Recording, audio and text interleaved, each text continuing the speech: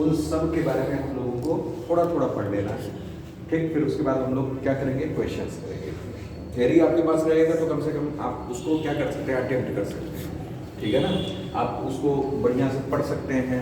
हमें क्या है, आउटलाइन समझाना है, फिर क्वेश्चंस करवाने हैं, ठीक है ना, क्लियर। तो सबसे पहले अभिरुचि। अभिरुचि क्या है, अभिवृत्ति के बिना अभिरुचि अंधी और अभिरुचि के बिना अभिवृत्ति लगड़ी है। अब जैसे ये सब स्टेटमेंट्स दे देते हैं, कल मैंने बताया था आप लोगों की सफलता के पीछे 99% एटीट्यूड होता है और 1% क्या होता है, अभिरुचि होती है, यानी आपका एप्टीट्यूड होता है। उसको डिस्क्राइब भी किया था। किसी भी सफलता में दोनों का योगदान होता है, ठीक है ना। फिर दिया हुआ था कि किसी भी सफलता में अभिव्यक्ति का होना बहुत आवश्यक है, अभिरुचि रहे या न रहे, ठीक है ना, ऐसा भी कुछ था। तो मतलब हर संदर्भ आपसे घुमा फिरा करके पूछ लेता है, बस आपको टॉपिक्स को जानना है कि एक्चुअल में वो है क्या। अगर वो आपको पता है तो ऑटोमेटिकली आप क्या कर लेंगे, लिख डालेंगे, उसको डिस्क्राइब कर देंगे, ठीक है ना, क्लियर। अब यहाँ क्या है, अभिरुचि। हमने बताया था ये आपके एप्टीट्यूड से रिलेटेड है, आपकी क्षमता से रिलेटेड है, ठीक है ना। एटीट्यूड क्या थी, एटीट्यूड आपकी इच्छा से रिलेटेड था। एटीट्यूड क्या है, एटीट्यूड आपकी इच्छा, किसी कार्य में इच्छा, ठीक है ना, का होना, ठीक है ना। बिना इच्छा के होने हुए आप कार्य नहीं कर सकते। क्षमता तो सबके पास होती है। क्षमता क्या है, क्षमता आपका एप्टीट्यूड है। क्षमता क्या है, एप्टीट्यूड। और इच्छा आपकी क्या है उस कार्य के लिए, वो एटीट्यूड है, ठीक है ना, क्लियर, अभिव्यक्ति है। यहाँ अभिरुचि जानिए, यानी एप्टीट्यूड से तात्पर्य उन प्राकृतिक या अर्जित क्षमताओं से है जो किसी व्यक्ति की कतिपय क्षेत्रों में दक्षता विकसित करने की क्षमता दर्शाती है। दक्षता, दक्षता यानी एफिशिएंसी, ठीक है ना, क्लियर, वो दर्शा दे रही है उसके करने की क्षमता। क्षमता मतलब यहाँ क्या है, एक्चुअल में कैपेसिटी है, ठीक है ना, क्लियर।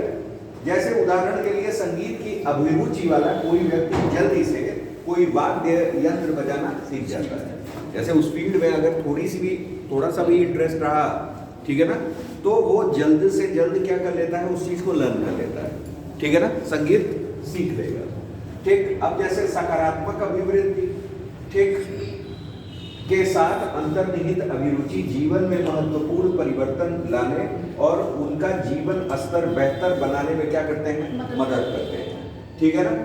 यह कुछ विशेष कौशल, ये ध्यान रखिएगा, हाईलाइटेड भी किया हुआ है, कुछ विशेष कौशलों को सफलतापूर्वक सीखने के लिए, क्षमता, कौशल, ठीक है ना, दक्षता, ये सब एप्टीट्यूड के संदर्भ में है। किसके संदर्भ में है, एप्टीट्यूड के संदर्भ में, ठीक है ना। प्रशिक्षण, औपचारिक उपायों के माध्यम से इसमें सुधार किया जा सकता है, लेकिन सुधार कुछ सीमा हो सकती है, ठीक है ना। तो मतलब यहाँ क्या, प्रशिक्षण भी एक चीज है, ठीक, प्रशिक्षण, कौशल, ठीक, उसके बाद हमारा क्या, दक्षता, और फिर आपका क्षमता, अर्जित क्षमता, ठीक है ना, क्लियर। तो ये शब्द इसमें प्रयोग होने चाहिए, ठीक है ना। उन्हीं से रिलेटेड आपका क्या है, अभिरुचि है। अभिरुचि और कौशल, जैसे अन्य गुणों के साथ इसका क्या संबंध है, कौशल के साथ क्या है। अभिरुचि एक अपरिष्कृत जन्मजात प्रतिभा है, ठीक है ना, मतलब आपके अंदर ऑटोमेटिकली जेनेटिकली वो प्रतिभा आ चुकी है। जैसे आप किसी ऐसे जैसे आपके जेनेटिकल अगर ये देख लिया जाए कि आपके घर में संगीत उंगीत का माहौल है तो ऑटोमेटिकली वो जन्मजात आ जाता है। जैसे आपने देखा होगा एक्टर के यहाँ, वो एक्टिंग ऑटोमेटिकली उनमें अंतर्निहित होती है कि नहीं। अब वो अलग बात है कि उनकी रुचि उसमें नहीं रहती है, इच्छा नहीं रहती है, तो वो कोई बिजनेसमैन बन जा रहा है तो कोई कुछ बन जा रहा है कि नहीं है। लेकिन एक्टिंग के मामले में वो क्षमता रहती है, ठीक है ना, क्लियर। तो वही चीज कहा है कि ये अपरिष्कृत जन्मजात प्रतिभा है जिस पर काम किया जा सकता है। दूसरी ओर कौशल प्रशिक्षण के माध्यम से प्राप्त किया जाता है और लगातार उन्नत किया जाता है, मतलब उसको सुधारा जाता है बार बार। विभिन्न दृष्टिकोणों को समझने की अभिरुचि वाला एक कुशल मध्यस्थ, ठीक। अब आइए अभिरुचि और अभिरुचि, यहां देखिए अभिरुचि का मतलब होता है क्या, एप्टीट्यूड, और रुचि का मतलब होता है इंटरेस्ट, ठीक है ना। तो एक्चुअल में कई किताबों में आपको अभिरुचि भी मिलेगा और रुचि भी मिलेगा, तो अभिरुचि बनाम अभिरुचि आ गया है, ये ध्यान में रखिएगा। यहाँ रुचि है, रुचि का मतलब क्या, इंटरेस्ट, और अभिरुचि आ गया तो एप्टीट्यूड आ गया, ठीक है ना, क्लियर, ये ध्यान में रखना है। तो ओवरऑल वही है कि अभिरुचि किसी व्यक्ति को दूसरे के सापेक्ष या एक से अधिक विशिष्ट कार्यों में संलग्न होने की प्राथमिकता है, और अभिरुचि उस कार्य को करने की क्षमता है, ठीक है ना, क्लियर। यानी यहाँ क्या है, यहाँ इंटरेस्ट से मतलब है, ठीक है ना। इंटरेस्ट कुछ कुछ शब्द आपका एटीट्यूड से रिलेट कर जाएगा, ठीक है ना, कि मतलब इच्छा, रुचि, ठीक है ना, क्लियर, ये चीज है। अब आइए उदाहरण, शिक्षण के प्रति अभिरुचि रखने वाला तथा विशेष आवश्यकता वाले बच्चों के साथ काम करने में वास्तविक अभिरुचि रखने वाला अभिशिक्षक, ठीक है ना। अब यहाँ देख लीजिए, ये सब चीजें दी हुई हैं, ठीक, इन्हें आप एक बार देखिएगा। अभिरुचि और बुद्धिमत्ता किसे कहते हैं। जैसे बुद्धिमत्ता क्या है, व्यापक है और इसका तात्पर्य बोध से, ठीक है ना, इससे संबंध है बोध से, बोध यानी ज्ञान, एक हिसाब से, ठीक है ना। जैसे मानसिक क्षमताओं की एक विस्तृत श्रृंखला है, उसी को हम लोग कह रहे हैं। दूसरी ओर अभिरुचि का दायरा सीमित होता है, जिसमें व्यक्तिगत ताकत और कमजोरियां भी क्या होती हैं, शामिल होती हैं, ठीक। तो हमारा बुद्धिमत्ता क्या है, ये मानसिक क्षमताओं की एक विस्तृत श्रृंखला है। इनके बारे में आप पढ़ लीजिएगा। जैसे यहाँ दिया हुआ है कि पशु व्यवहार के लिए अभिरुचि वाले और सतत समाधान करने की बुद्धिमत्ता वाले संरक्षण जीव विज्ञानी ऐसे कार्यक्रम विकसित करते हैं जो लुप्त प्राय प्रजातियों और उनके पर्यावासों की रक्षा कर सकते हैं। कहने का मतलब यहाँ क्या है कि अभिरुचि के लिए एक हद तक बुद्धिमत्ता की क्या होती है, आवश्यकता होती है। भाई क्षमता तभी डेवलप होगी जब थोड़ी सी आप में बुद्धिमत्ता होगी, थोड़ा सा ज्ञान उस क्षेत्र में होगा, ठीक है ना, बिना उसके नहीं हो सकता है।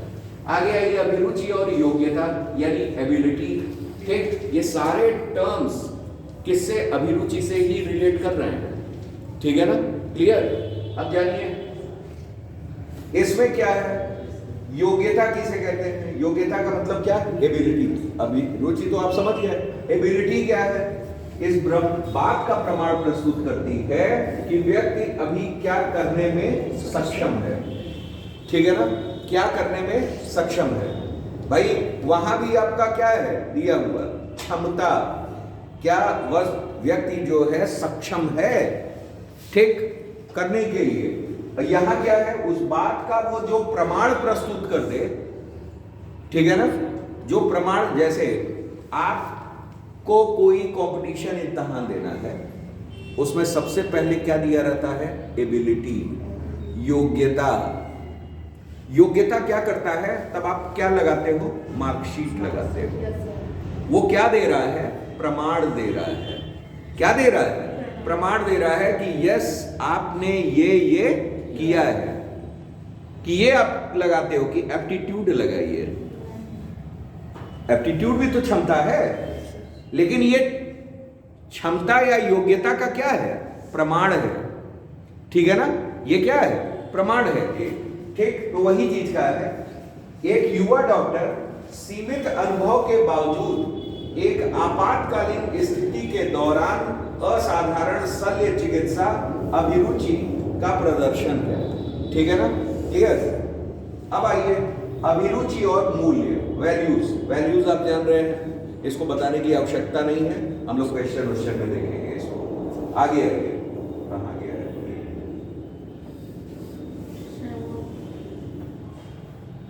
दूसरा पन्ना। अब अभिवृत्ति और अभिरुचि में अंतर, कल हम लोग पढ़े थे, अभिवृत्ति एक बार और देख लिया जाए, ठीक है ना, क्योंकि ये इंपॉर्टेंट है, आता है, काफी कुछ आता है इससे।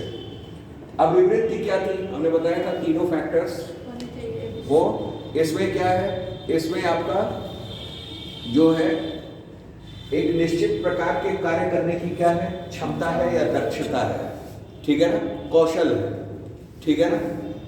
ये क्या है भाई, ये प्रति एक भावना है, तटस्थ भावना है, रिजिड। ठीक, प्रकृति क्या है, काफी हद तक ये मानसिक है। कौन, एटीट्यूड। ठीक, ये क्या है, मानसिक के साथ साथ भौतिक भी है, शारीरिक भी है। ठीक है ना, ये हम लोग पढ़े थे। फिर उसके बाद यह निर्धारित करती है कि आप कैसे काम करते हैं या लक्ष्य की ओर कैसे बढ़ते हैं। ये एटीट्यूड आपका डिसाइड करता है। ठीक है ना, कि पॉजिटिव है कि नेगेटिव है। पॉजिटिव एटीट्यूड रखेंगे तो आप लक्ष्य की ओर बढ़ पाएंगे, पहुंच पाएंगे, सफल हो पाएंगे। नेगेटिव एटीट्यूड रखेंगे तो आप लक्ष्य तक नहीं पहुंच सकते हैं। तो ये आप पर निर्भर करता है कि आप काम कैसे करते हैं और लक्ष्य की ओर कैसे बढ़ते हैं। ठीक, ये क्या है, यह निर्धारित करती है किसी लक्ष्य को प्राप्त करने के लिए आपके पास विशिष्ट कौशल सीखने की कितनी क्षमता है। ठीक है ना, मतलब ये एफिशिएंसी निर्धारित कर रही है, आपकी दक्षता को बता रही है, कैपेबिलिटी को बता रही है, क्षमता को बता रहा है। ठीक है ना, क्लियर। अपेक्षाकृत ये क्या होते हैं, अस्थायी होते हैं, लेकिन ये परिवर्तित और विकसित होते हैं। ठीक है ना, समय समय पे परिवर्तित होंगे और विकासशील हैं, विकसित किए जा सकते हैं। ठीक, संगठन जो है इसका चरित्र या सद्गुणों से संबंध होता है। नकारात्मक, सकारात्मक या तटस्थ हो सकते हैं। ठीक है ना, क्लियर। इसमें क्या है, दक्षता या प्रतिभा से संबंध होती है, जैसे संख्यात्मक अभिरुचि और मानसिक अभिरुचि। ठीक, उसके बाद है यह कुछ निश्चित धारणाओं के साथ विद्यमान क्षमताओं और कौशलों से संबंधित होती है। ठीक, लेकिन यहाँ क्या है, यह कौशल, योग्यता और ज्ञान अर्जित करने की संभावित योग्यता है। ठीक, इसमें घटक 3 है, आप जानते हैं, संज्ञानात्मक, भावात्मक और व्यवहारात्मक। और यहाँ क्या है कि इनमें घटकों में अभिवृत्ति भी आती है, कौशल आता है और ज्ञान शामिल है। मतलब अभिरुचि आपकी तभी सार्थक है जब आपकी अभिवृत्ति उसके लिए होगी, और तभी आप सफल भी हो सकते हैं। कल हम लोग पढ़े भी थे कि सफलता के लिए 99% एटीट्यूड चाहिए आपका और 1% एप्टीट्यूड चाहिए। जब तक आपका एटीट्यूड ही नहीं होगा, सकारात्मक एटीट्यूड नहीं होगा सफल होने के लिए, तब तक आप एप्टीट्यूड रख करके कुछ नहीं कर सकते हैं। आपको आता है सब कुछ, आप बड़े इजीली गेन कर लेते हैं। ये आपका क्या है, ये आपका एप्टीट्यूड है। आप हर चीज बहुत जल्दी समझ जाते हैं, ये आपका क्या है, ये आपका एप्टीट्यूड है। ठीक है ना, लेकिन आपका सिविल सेवा में जरा सा भी इंटरेस्ट ही नहीं है, तो आप जीएस कैसे जल्दी से समझ लेंगे। मेन तो इंटरेस्ट होता है ना, इंटरेस्ट होगा ही नहीं, इंटरेस्ट होना ही आपका 99% बना देता है। ठीक है ना, और 1% क्या, समझना। ठीक है ना, जब इंटरेस्ट होगा तो हर चीज मेहनत करेंगे भाई, उसमें तीनों चीजें आएंगी। ठीक, हर आपके व्यवहार में आ जाएगा और आप फाइनली क्या हो जाएंगे, सफल हो जाएंगे। तो किसी चीज को समझना, जल्दी से समझ लेना, अच्छा कार्य करना, कुशलता पूर्वक कार्य करना, ये क्या है, ये एप्टीट्यूड है। लेकिन उसके करने की इच्छा, वो आपका क्या होगा, वो आपका एटीट्यूड है। ठीक, तो एप्टीट्यूड और एटीट्यूड यही है। देखिए, उदाहरण दिया, एक प्रशासक में सांप्रदायिक मुद्दों को सुलझाने की अच्छी अभिरुचि हो सकती है। अभिरुचि का मतलब क्या, क्षमता। वो किसी भी सांप्रदायिक मामले को चुटकी में सॉल्व कर देता है। ठीक, ये उसकी क्या है, ये क्षमता है। ठीक है ना, क्लियर। लेकिन किसी विशेष समुदाय के प्रति उसकी अभिवृत्ति नकारात्मक हो सकती है। अब मान लीजिए कि वो किसी धर्म विशेष से क्या कर रहा है, संप्रदाय विशेष से क्या कर रहा है, नफरत कर रहा है, तो क्या मुद्दा सुलझाएगा, वो तो नकारात्मक पे चला जाएगा। ठीक है ना, जो 1% था वो भी नहीं रह जाएगा। ठीक है ना, तो वही चीजें हैं जो स्वाभाविक रूप से उसके समग्र निर्णयों को क्या करेगी, प्रभावित कर देगी। ठीक, तो यही चीज है, ये ध्यान रखिएगा, अभिरुचि और अभिवृत्ति। अब आइए सिविल सेवा के लिए अभिरुचि और इसकी भूमिका। ठीक है ना, यहाँ दिया हुआ है निर्णय क्षमता, डिसीजन मेकिंग। डिसीजन मेकिंग जो है ये आपके लिए काफी हद तक आपकी अभिरुचि इस पर डिपेंड करती है। ठीक है ना। कितना अच्छा, जैसे हमने क्या कहा, आप कोई काम कितना अच्छा करते हैं ये आपकी अभिरुचि है। अच्छा करेंगे का मतलब क्या, डिसीजन मेकिंग, आप किसी भी चीज के लिए निर्णय बड़ा अच्छा लेते हैं, ठीक है ना। तो ये किसके लिए हुआ, निर्णय क्षमता, ठीक है ना, क्लियर। लेकिन डिसीजन लेने की इच्छा उस विषय पर, ये आपका एटीट्यूड कहलाएगा, ठीक है ना, क्लियर। तो यहां क्या है, डिसीजन मेकिंग यानी निर्णय क्षमता, डिसीजन मेकिंग। पूर्णिया यानी बिहार में है, ठीक, के जिलाधिकारी राहुल कुमार ने कोविड-19 की दूसरी लहर के दौरान अपनी स्मार्ट प्लानिंग से मेडिकल ऑक्सीजन की क्या की व्यवस्था की। ये तब सफल हुआ जब उनकी उस क्षेत्र में क्या होगी, इच्छा होगी। इच्छा ही नहीं होगी तो कहां से करेंगे, ठीक है ना। तो ये क्या हो गया, डिसीजन मेकिंग। दूसरा क्या, संप्रेषण कौशल, कम्युनिकेशन स्किल। संप्रेषण कौशल को हम लोग क्या कह रहे हैं, कम्युनिकेशन स्किल, ठीक। कम्युनिकेशन स्किल यानी झारखंड के प्रभागीय वन अधिकारी विकास कुमार उज्ज्वल ने स्थानीय समुदाय को साथ लेकर माओवादी प्रभावित क्षेत्र को पर्यटन स्थल में बदल दिया। यही सी बात है कि क्या था कि वहां जो स्थान, झारखंड में स्थानीय समुदाय था, वहां माओवादी संगठन भी आसपास थे। उनसे क्या किया, संप्रेषण कौशल द्वारा, कम्युनिकेशन के द्वारा, प्रॉपर परस्पर मेल जोल, यही तो कम्युनिकेशन कहलाता है। इसके द्वारा क्या कर दिया, वहां मेल मिलाप, बिल्कुल माहौल को क्या कर दिया, एकदम शांत कर दिया। और फाइनली वो आज पर्यटन स्थल हो गया कि लोग पहले जाने से वहां क्या हो रहे थे, डरते थे, अब भाई पर्यटन के लिए जा रहे हैं। तो ये क्या है, ये प्रॉपर कम्युनिकेशन का है भाई। वहाँ वार्ता हुई होगी, आईएएस अधिकारी गए होंगे, बात किए होंगे कि भाई यहाँ प्रकृति की अनोखी सुंदरता है, आप लोग ऐसे ही मतलब किए हुए हैं माओवादी और ये सब, ठीक, मतलब जो अनसोशल वर्क है, फंक्शंस हैं, ये आप मत करो, जिससे कि भाई पर्यटन विकसित होगा, इकोनॉमी डेवलप होगी, तो आप लोग के क्षेत्र का विकास होगा। जो आप लोग की पुरानी मांगे हैं वो भी क्या होंगी, सरकार उस पर पूरा ध्यान देगी, ठीक। तो उसमें आपका सहयोग क्या है, अपेक्षित है, ठीक। उन लोगों ने माना होगा, कई दौर की वार्ता चली होगी।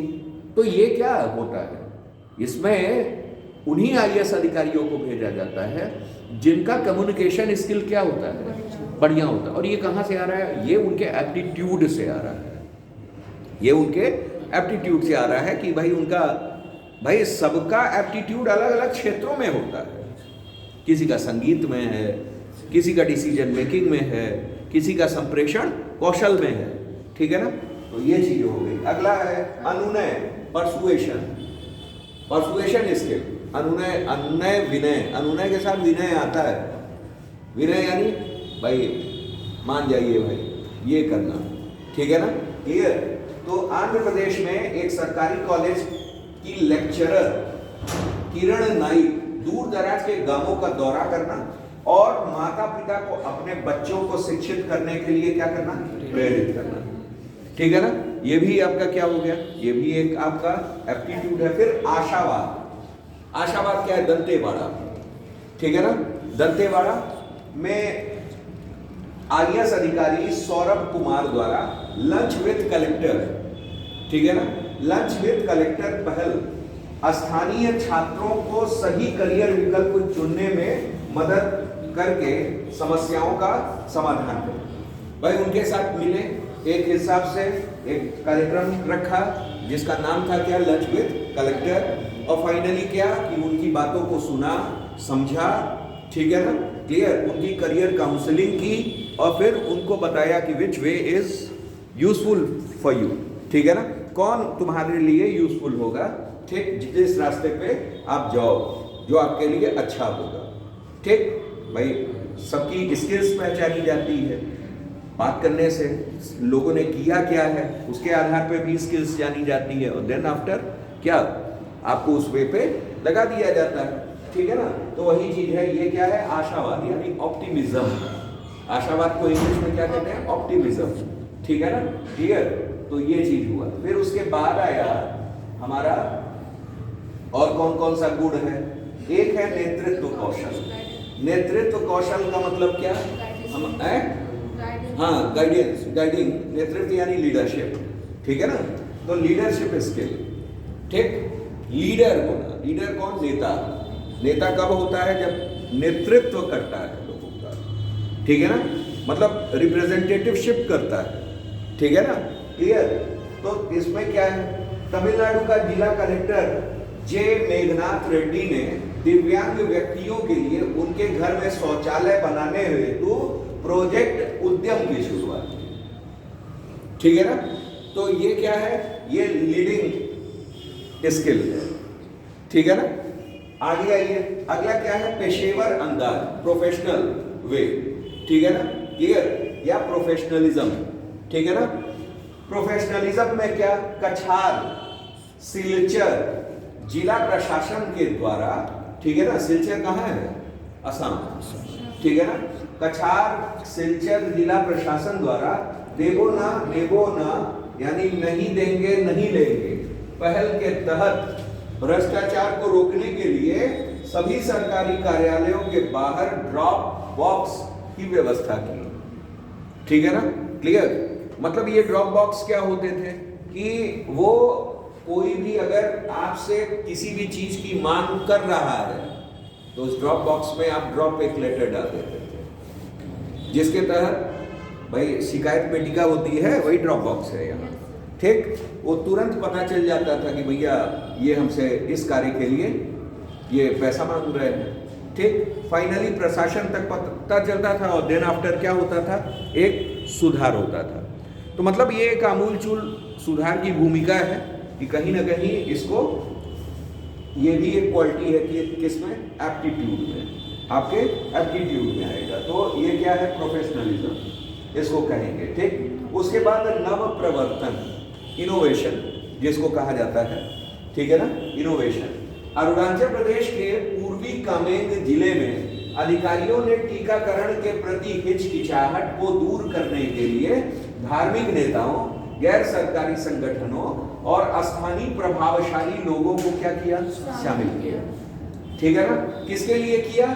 जो टीकाकरण में हिचकिचाहट होती थी, ठीक है ना। तो धार्मिक नेताओं को क्यों शामिल किया? कई लोग धर्म की तरफ बेंट होते हैं, झुकाव उनका होता है, ठीक। बाबा कहेंगे तो मान जाएंगे, ठीक है ना।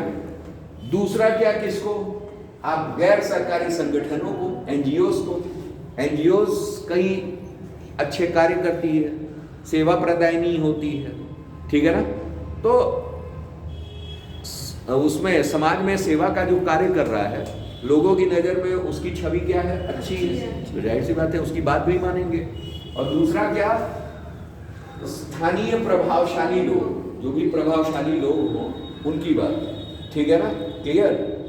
वो लोग आके अपील करेंगे तो जाहिर सी बात है उनकी बात मानी जाएगी, ठीक। चूंकि अभिरुचि एक जन्मजात क्षमता है, इसलिए यदि यह किसी व्यक्ति के मनो शारीरिक तंत्र, ठीक है ना, यानी साइकोफिजिकल सिस्टम में पूरी तरह से अनुपस्थित है तो वह अभिरुचि विकसित नहीं कर सकता है, ठीक है ना, क्लियर। आगे आइए, सिविल सेवा के लिए मूलभूत मूल्य, ठीक। अब जान ही रहे, मूल्य व्यक्तिगत सिद्धांत या गुण होते हैं, ये किसी व्यक्ति या निर्णय व्यवहार को निर्देशित करते हैं। जैसे मदर टेरेसा में कौन सा मूल्य था? सहानुभूति का, ठीक है ना, सिंपैथी, ठीक है ना, सहानुभूति का सर्वोच्च मूल्य उनके में था, ठीक। तो वही उनके लिए अब मूल्य सिविल सेवक की पहचान का आधार बनते हैं। उदाहरण के लिए ईमानदारी, ठीक है ना, ये सब देख लीजिएगा। फिर ये दिया हुआ है समाचार में नैतिक मुद्दे, ठीक है ना।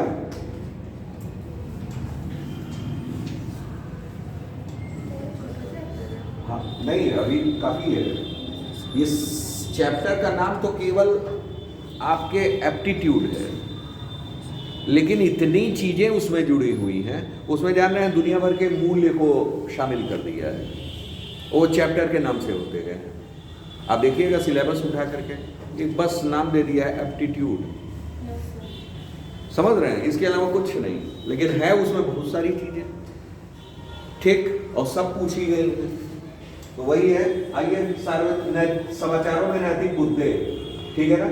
सार्वजनिक पदों पर आसीन लोगों को अभिव्यक्ति की स्वतंत्रता, ठीक है ना भाई, जाहिर सी बात है कि सार्वजनिक पदों पर आसीन लोगों को क्या होनी चाहिए, अभिव्यक्ति की स्वतंत्रता, यानी फ्रीडम टू एक्सप्रेशन, ठीक। उच्चतम न्यायालय ने कहा कि सार्वजनिक पद पर आसीन लोगों के लिए एक अलिखित नियम है कि उन्हें आत्मसंयम बरतना चाहिए तथा अन्य देशवासियों के लिए बहुत अपमानजनक बातें नहीं करनी चाहिए। लोक अधिकारियों का कर्तव्य है कि उन्हें मतदाताओं का प्रतिनिधित्व करने के साथ जनता का विश्वास बनाए रखना चाहिए।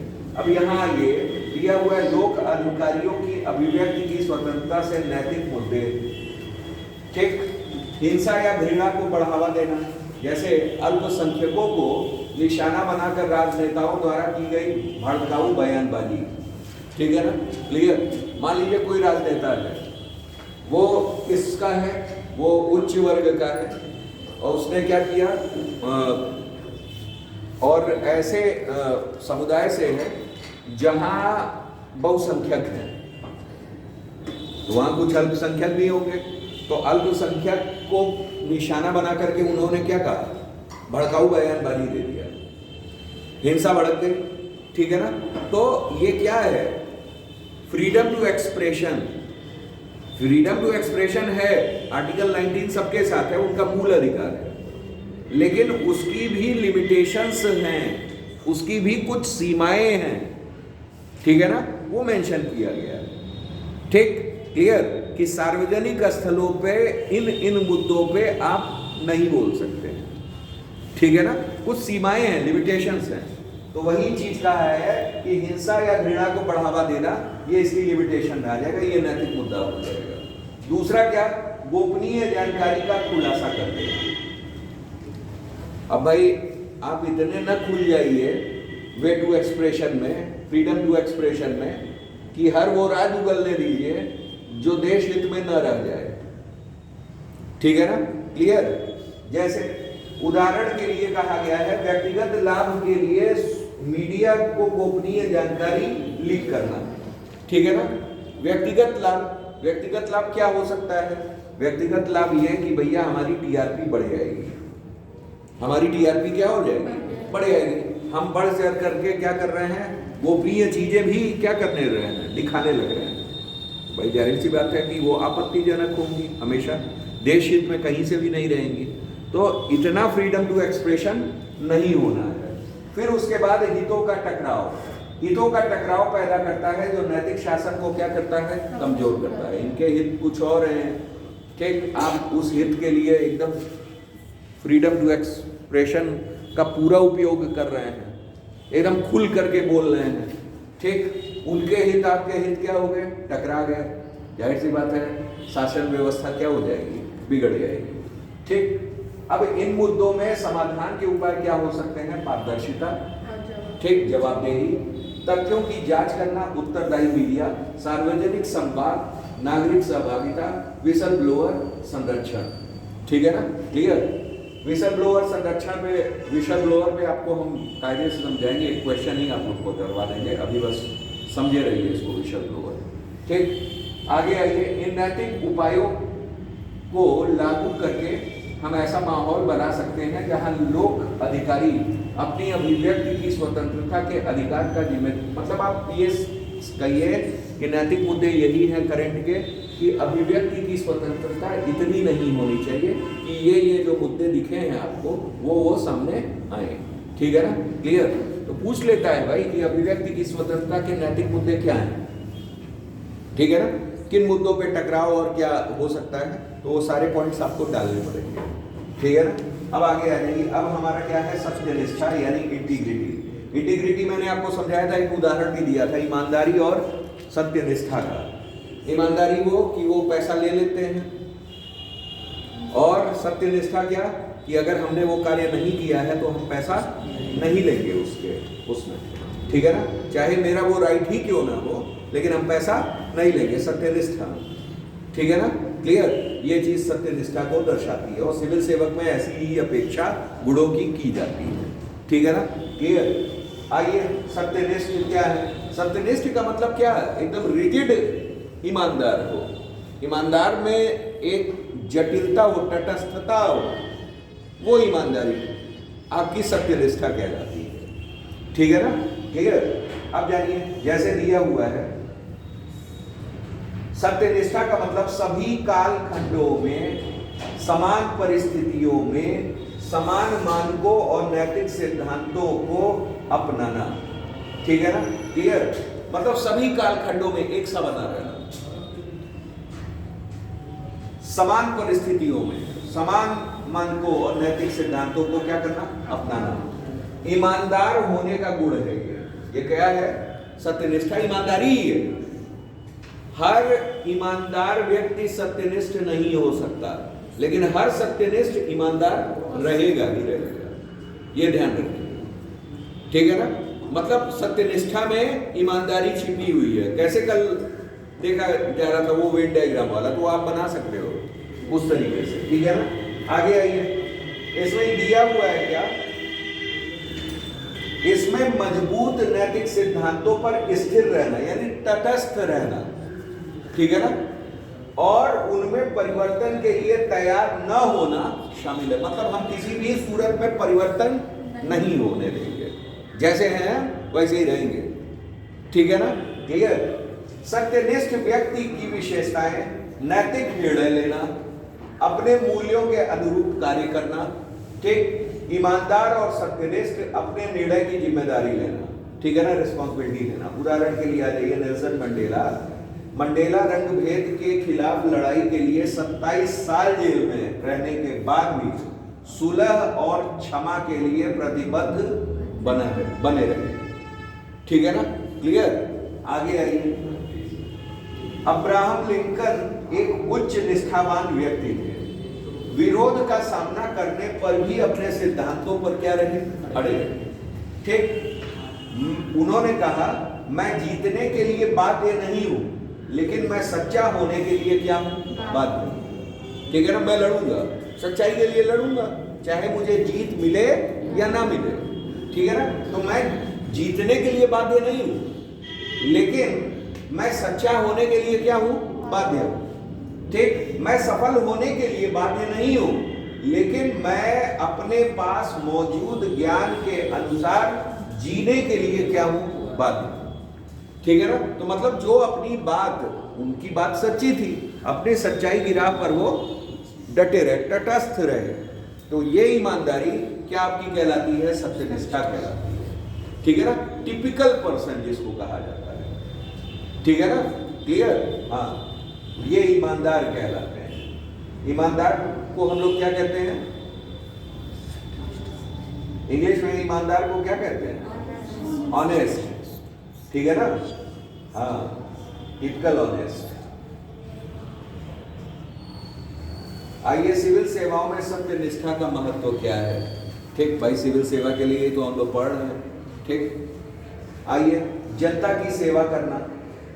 एक सिद्धांतवादी शिक्षा अधिकारी समावेशी नीतियां लागू करता है जो सभी बच्चों, कितने लोग ग्रेजुएट हैं? कितने लोग बीएड हैं? बीएड नहीं है? बीएड है तो कंप्लीट होने वाला है कि हो चुका? नहीं, अभी होने वाला है। कब हो जाएगा? जुलाई में होता है। जुलाई में। चलिए, जुलाई से पहले ना आए तो ठीक है, बीईओ की वैकेंसी आने वाली है। ठीक है ना, तो उसमें क्या है? उसमें ग्रेजुएशन प्लस बीएड। ठीक, चलिए, उदाहरण के लिए एक सिद्धांतवादी शिक्षा अधिकारी समावेशी नीतियां लागू करता है जो सभी बच्चों, विशेषकर वंचित पृष्ठभूमि के बच्चों के लिए गुणवत्तापूर्ण शिक्षा तक पहुंच की क्या करता है? गारंटी देता है। ठीक है ना, मतलब अगर एक सत्यनिष्ठ शिक्षा अधिकारी होगा या किसी भी फील्ड में, किसी भी विभाग में अधिकारी होगा, तो जो उसको काम सौंपा गया है, तो वो शिक्षा के समावेशी विकास के लिए जो गांव, समावेशी का मतलब समझते हैं? इंक्लूसिव। इंक्लूसिव का मतलब, समावेशी का मतलब हर जगह, ठीक है ना, सभी शिक्षित हों, ये नहीं कि बस यहाँ हो गए यहाँ हो गए, समावेशी, इंक्लूसिव, ठीक है ना, क्लियर। तो यहाँ क्या है कि विशेषकर वंचित पृष्ठभूमि के बच्चों के लिए भी ऐसी नीतियां बनाना, ऐसी नीतियां लागू करना जो क्या करे, गुणवत्तापूर्ण, ठीक है ना, गुणवत्तापूर्ण शिक्षा तक पहुंच की क्या दे, गारंटी दे, ठीक है ना, क्लियर। ये आपका क्या है, जनता की सेवा करना। अब सुशासन को कायम रखना, सुशासन, ठीक है ना, सुशासन यानी गुड गवर्नेंस, ठीक है ना। यह एक ऐसा परिवेश का निर्माण करती है जहां लोक अधिकारी ईमानदारी से अपने कर्तव्यों को क्या करते हैं, पालन करते हैं। यह कुशल प्रशासन को क्या करती है, बढ़ावा देती है। तीसरा है भ्रष्टाचार से निपटना, ठीक है ना, कॉम्बैटिंग करप्शन, ठीक। अब यहाँ क्या है, उदाहरण के लिए केरल के एक सरकारी अस्पताल के डॉक्टर ने अनावश्यक और महंगी दवा लिखने से क्या कर दिया, इनकार कर दिया। जनरली आजकल यही चल रहा है कि डॉक्टर क्या कर दे रहे हैं कि कंपनीज उनके पास आ गई, गिफ्ट वाउचर दे दिया, एक टूर प्लान दे दिया, और फाइनली डॉक्टर मोहित हो गए और उन्होंने पर्चे पे धड़ाधड़ लिखना शुरू कर दिया। एक पन्ना पूरा मरीज का लिख ही डाला, फिर दूसरा लिखा, तीसरे मरीज का भी, मतलब सबके में दवाएं इफरात लिखी, ठीक है ना, कि जितना नहीं, जो नहीं चलाना था चलो ये भी लो, पावर बूस्टर है, ले जाओ, ठीक, ताकि उनकी दवाइयां क्या हो, बिके। उस पावर बूस्टर के भी बगैर भी क्या हो सकता था, चल सकता था, लेकिन उन्होंने डाल दिया, ठीक, क्लियर। तो ओवरऑल ये क्या है, ये कहीं ना कहीं लोभ, भ्रष्टाचार उसको दर्शाता है। तो वही चीजें हैं कि अनावश्यक और महंगी दवाइयां, एक डॉक्टर का कर्तव्य है क्या कि केवल और केवल मरीज की हम क्या करें, सहायता करें, मतलब उसको, उसके रोग को ठीक करें, इससे उनको मतलब होना चाहिए, ठीक। ये थोड़ी ना कि दुनिया भर की कंपनियां आ रही हैं, हम उनको प्रोत्साहित कर रहे हैं कि आओ भाई, ठीक है ना। अच्छा, उसके एवज में डॉक्टर्स बहुत कुछ लेते भी हैं। मेरी क्लिनिक में पंखे नहीं है तो आप पंखे का, ठीक है ना, हिसाब किताब ले लीजिए। तो दुनिया भर की चीजें आती हैं। ओवरऑल यही है, ये भ्रष्टाचार होता है, करप्शन होता है, उसी को कॉम्बैट करना। आगे आइए, सार्वजनिक संसाधनों का प्रबंधन, ठीक है ना, सार्वजनिक संसाधन यानी क्या, जो हमारे रिसोर्सेज हैं उनका मैनेजमेंट करना, ठीक है ना। जैसे एक आपदा प्रबंधन अधिकारी धन के निष्पक्ष और कुशल आवंटन को क्या देता है, प्राथमिकता देता है, ठीक है ना, क्लियर। मतलब क्या है यहाँ कि आपदा प्रबंधन अधिकारी है, मान लीजिए किसी जगह आपदा आई है, तो उसने, उसके ही थ्रू परिवारों को क्या किया जा रहा है, कुछ संसाधन उपलब्ध किए जा रहे हैं।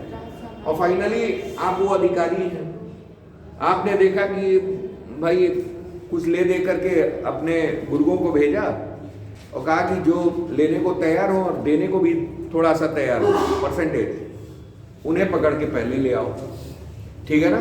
तो ऐसा भी चलता है, ठीक है ना। आजकल कई मुद्दे ऐसे आ रहे हैं कई विभागों में, जैसे था कि अभी सामूहिक विवाह वाला था, उसमें क्या था कि कई जितने इंस्पेक्टर रैंक के लोग थे, ठीक है ना, उसमें क्या था कि फाइनली वो जाते थे और वहाँ जो राशि रहती थी, भाई किसी को भी शादी के लिए, विवाह के लिए अगर फ्री का पैसा मिल रहा है, सामूहिक विवाह योजना में तो यही है ना कि मुफ्त शादी के लिए क्या कुछ खर्चे मिल जाए। अगर उसको मिल रहा है और वो पास हो जाए, ठीक है ना, कुछ ले दे करके, तो हर कोई तैयार रहता है, ठीक है ना, क्लियर। तो वही है हिसाब किताब। तो ये सब क्या कि एक ऐसे अधिकारी को होना चाहिए जो उन चीजों का उचित प्रबंधन कर सके, ठीक है ना, निष्पक्ष कर सके हर चीज, ठीक है ना, क्लियर। चलिए, और कुछ लोग तो ये होता है कि नहीं हम सिविल सेवक बनेंगे ही इसीलिए बनेंगे, ठीक है ना, हमारा मुद्दा ही यही रहेगा, ठीक। इतनी मेहनत किए हैं, आखिर किस लिए किए हैं, ठीक है, नींव मजबूत करने के लिए, ठीक। चलिए आपका रहेगा क्या? हाँ, किसका किसका रहेगा? कोई है ऐसा प्राणी? सब कह रहे हैं ना ना, मौका मिलने पे सब ठीक। हाँ, आवश्यकता अभी तो फिर ये डायलॉग हो जाएगा, आवश्यकता आविष्कार की जननी है, ठीक है ना? है, चलिए, संवैधानिक दायित्व, ठीक है ना, कॉन्स्टिट्यूशनल रिस्पॉन्सिबिलिटी, ठीक। भारत की संप्रभुता, एकता, अखंडता और अन्य संवैधानिक सिद्धांतों को बनाए रखना और उनकी रक्षा करना, ठीक है ना? अभी आपसे कहा जाएगा कि आप ऐसे अधिकारी कैसे बन गए, आपने तो इथिक्स पढ़ा था, इथिक्स तो किसी तरह पास किए थे, ठीक है ना? हाँ, नहीं, सही है, सही है। कुछ लोग तो ऐसे कहेंगे इथिक्स में हम कहाँ, हम तो 100 ही पाए, मतलब 50% इथिक्स सीखे और 50% हमने इथिक्स नहीं सीखा, और उसी के बिहाफ पे हमने क्या कर दिया, अपना हम कार्य संचालन कर रहे हैं। I am responsible for only 50%, another 50%, ठीक है ना, उसके लिए आई एम नॉट रिस्पॉन्सिबल, ठीक। वही बात हो जाएगी फिर उसमें। चलिए, सत्यनिष्ठ समझौता, ठीक है ना, इंटीग्रिटी पैक्ट, ठीक। यहाँ क्या है, सत्यनिष्ठा समझौता एक सतर्कता उपकरण है जो संभावित विक्रेताओं, बोलीदाताओं और क्रेताओं के बीच एक समझौते की परिकल्पना करता है, जिसमें दोनों पक्ष संविदा के किसी भी पहलू पर किसी भी भ्रष्ट प्रभाव का प्रयोग नहीं करने के लिए क्या करते हैं, प्रतिबद्ध रहते हैं, ठीक। आगे आइए, मतलब ये एक तरह से वही चीजें हैं कि सत्यनिष्ठ किसी भी सूरत में आपके, ठीक है ना, मतलब किसी भी मुद्दे पे, किसी भी मूल्य के लिए वो क्या रहते हैं, तटस्थ रहते हैं, ठीक है ना। चलिए, नेक्स्ट मुद्दा देख लेते हैं, क्या है सत्यनिष्ठा के महत्व कौन से हैं भाई, ये आपको पता है, ये देख लीजिएगा एक नजर, ठीक। उसके बाद आ जाइए नैतिक मुद्दे, ईमानदारी वाली दुकान, ठीक है ना, ये नैतिक मुद्दा है आजकल के समाचारों में। एक्चुअल दिया हुआ है, ईमानदारी वाली दुकानें यानी ऑनेस्टी शॉप्स।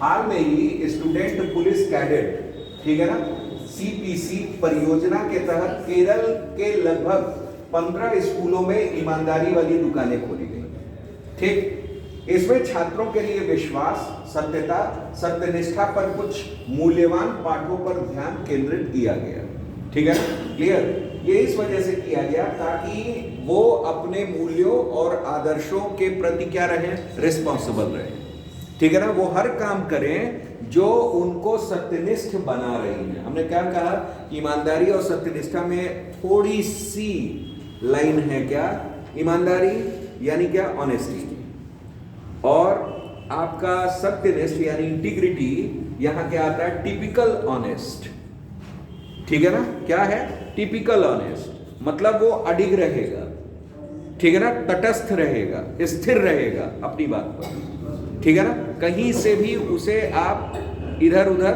नहीं कर सकते, ठीक है ना।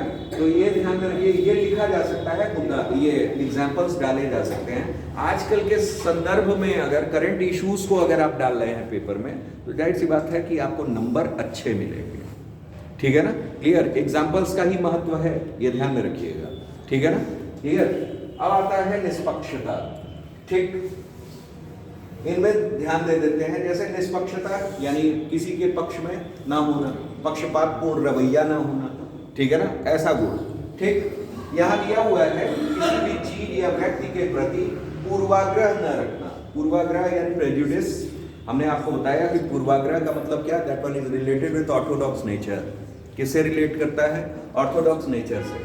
ऑर्थोडॉक्स यानी क्या, हमारी रूढ़िवादिता, ठीक है ना, हम बदलेंगे नहीं, ठीक है ना, क्लियर, मतलब अपने लकीर के फकीर ही बने रहेंगे, यही है ऑर्थोडॉक्स नेचर, ठीक, क्लियर। तो वही कहा है कि किसी भी चीज या व्यक्ति के प्रति पूर्वाग्रह न रखना या पक्षपात, ठीक है ना, पक्षपात न करना, हमेशा ट्रांसपेरेंसी करना, ठीक। अगर यूपीपीएससी आपके लिए या यूपीएससी एग्जाम कंडक्ट करा रहा है, तो आप क्या उम्मीद रखेंगे, ट्रांसपेरेंट, ना कि पक्षपातपूर्ण। ठीक है ना, क्लियर? तो ये चीज होनी चाहिए। निष्पक्षता का मतलब है वस्तुनिष्ठ तथ्यों और साक्ष्यों के आधार पर निर्णय या फैसले लेना। ठीक है ना, क्लियर? कोई भी मतलब वस्तुनिष्ठ तथ्य है और साक्ष्य है, उसके आधार पर हम क्या कर रहे हैं, निर्णय या फैसले ले रहे हैं। दूसरा, किसी भी परिस्थिति में शामिल सभी लोगों के साथ निष्पक्ष और पक्षपात रहित व्यवहार करना। उदाहरण के लिए आ जाइए, शिक्षक को असाइनमेंट का मूल्यांकन करते समय सभी छात्रों को उनके काम के आधार पर समान अंक देना चाहिए, ना कि इस आधार पे कि कोई सर्वश्रेष्ठ छात्र है या कोई कक्षा का सबसे कमजोर छात्र है। होता क्या है कि जैसे हमने अभी इससे पहले आपको पढ़ाया क्या है, ये इसी चैप्टर में ही है, एप्टीट्यूड, क्षमता। ठीक है ना, मान लीजिए कोई लड़का ए है जो टॉपर है, हर सब्जेक्ट में अच्छा है, लेकिन असाइनमेंट बहुत अच्छा नहीं लिख पाता है। ठीक है ना, और एक लड़का बी है जो बहुत कमजोर है लेकिन असाइनमेंट के मामले में बहुत अच्छा लिखता है। तो आप अंक का विभाजन ए को अच्छा दे रहे हैं केवल इस आधार पे कि वो हर सब्जेक्ट में अव्वल आता है। ठीक है ना, क्लियर? और बी को इस वजह से दे रहे हैं अंक कम, ताकि वो हर सब्जेक्ट में क्या आता है, नीचे आता है। ठीक है ना, तो कोई आवश्यक नहीं है कि कोई की क्षमता दूसरे कार्य में ना हो। ठीक है ना, तो ये कहीं भी आपको अगर परिस्थितियां मिली हैं तो आपको निष्पक्ष होना चाहिए, भेदभाव नहीं होना चाहिए, डिस्क्रिमिनेशन नहीं होना चाहिए। ठीक है ना, ये ध्यान में रखना है। ठीक, उदाहरण के लिए सचिन तेंदुलकर ने अपने निष्पक्ष खेल और खेल भावना के लिए ही जाने जाते हैं। ठीक है ना, क्लियर? सार्वभौमिक वयस्क मताधिकार, एडल्ट सफरेज। ठीक है ना, क्लियर है? 324, गुड। ठीक है ना, आर्टिकल 324 में यहाँ क्या है, 18 वर्ष से अधिक आयु के सभी लोगों को किसी समूह, लिंग, जाति, धर्म या सामाजिक स्थिति के प्रति किसी भी पक्षपात के बिना मतदान का अधिकार है। ठीक है ना, क्लियर? मतलब अगर हमें नहीं है तो एक ऑप्शन और भी है, क्या? NOTA, none of the above. अगर आपको कोई नहीं पसंद आ रहा है तो एक ऑप्शन और है, क्या? नोटा। वो भी पक्षपातपूर्ण नहीं रहेगा। क्यों? क्योंकि आपने ठीक उसी तरीके से किया है। आगे आइए, सिविल सेवकों के लिए निष्पक्षता। अब निष्पक्षता कैसी निष्पक्षता? एक है राजनीतिक निष्पक्षता। ठीक है ना, राजनीतिक निष्पक्षता का मतलब ये है कि विभिन्न राजनीतिक विचारधाराओं वाली सरकारों की समान रूप से सेवा करना, भले ही सिविल सेवक की व्यक्तिगत राय कुछ भी हो। ठीक है ना, मतलब आप अगर किसी ऐसे गवर्नमेंट में चल गए जो डबल इंजन सरकार चल रही हो। डबल इंजन सरकार का मतलब क्या? केंद्र में भी राज्य में भी, जहां जिस कैडर में भेजे गए हो। ठीक, फाइनली आपके लिए वो सरकार काफी लाभदायक है।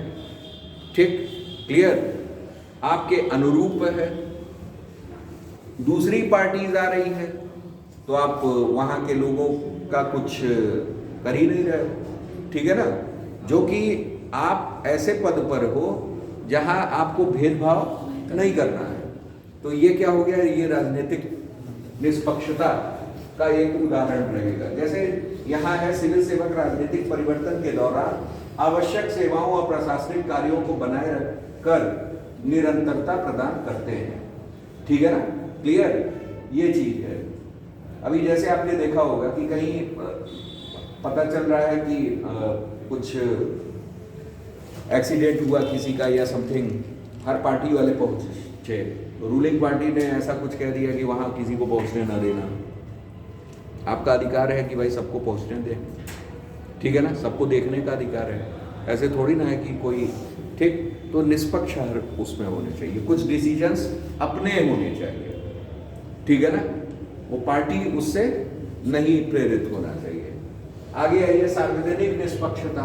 सार्वजनिक निष्पक्षता इसका तात्पर्य ये है कि एक सिविल सेवक किसी विशेष व्यक्ति या हित के विरुद्ध भेदभाव किए बिना निष्पक्ष, न्याय संगत, वस्तुनिष्ठ और समतापूर्ण तरीके से अपने दायित्वों का क्या करे, निर्वहन करे। जैसे एक ग्रामीण अस्पताल में सरकारी डॉक्टर चिकित्सा की तत्कालिकता के आधार पर उपचार को प्राथमिकता देता है तथा सभी रोगियों के साथ कैसा व्यवहार, समान व्यवहार, चाहे उनकी सामाजिक स्थिति कुछ भी हो। अब ये नहीं कि ऐसा है कि भाई कोई वीवीआईपी आया तो उनको वीवीआईपी ट्रीटमेंट दे रहे हैं, कल्चर में लेते गए, और कोई गरीब आ रहा है, फटे चिटे कपड़े पहना है, उसको ज़्यादा नीड है, तो चलो भाई पीछे चलो, अभी पीछे चलो। ये क्या है, कहीं से भी निष्पक्ष नहीं है, पक्षपातपूर्ण रवैया है, ठीक है ना। तो इस चीज़ के लिए निष्पक्षता होनी चाहिए, ठीक है ना। अभी जैसे SIR ही आ रहा है, मान लीजिए कोई आया वीवीआईपी कल्चर में आया कि हमारा 2 निवास प्रमाण पत्र बना दीजिए ज़रा, तो कोई लाइन में लंबी खड़ा है, ठीक, आपने प्रेफरेंस दे दिया वीवीआईपी कल्चर को, तो क्या होगा, ये पक्षपातपूर्ण रवैया ही तो है, ठीक है ना। तो ये सार्वजनिक निष्पक्षता कहलाती है, ठीक है ना। आगे नेक्स्ट दिया है निष्पक्षता का महत्व क्या है, अशांति के समय निष्पक्ष निर्णय, ठीक है ना, क्लियर।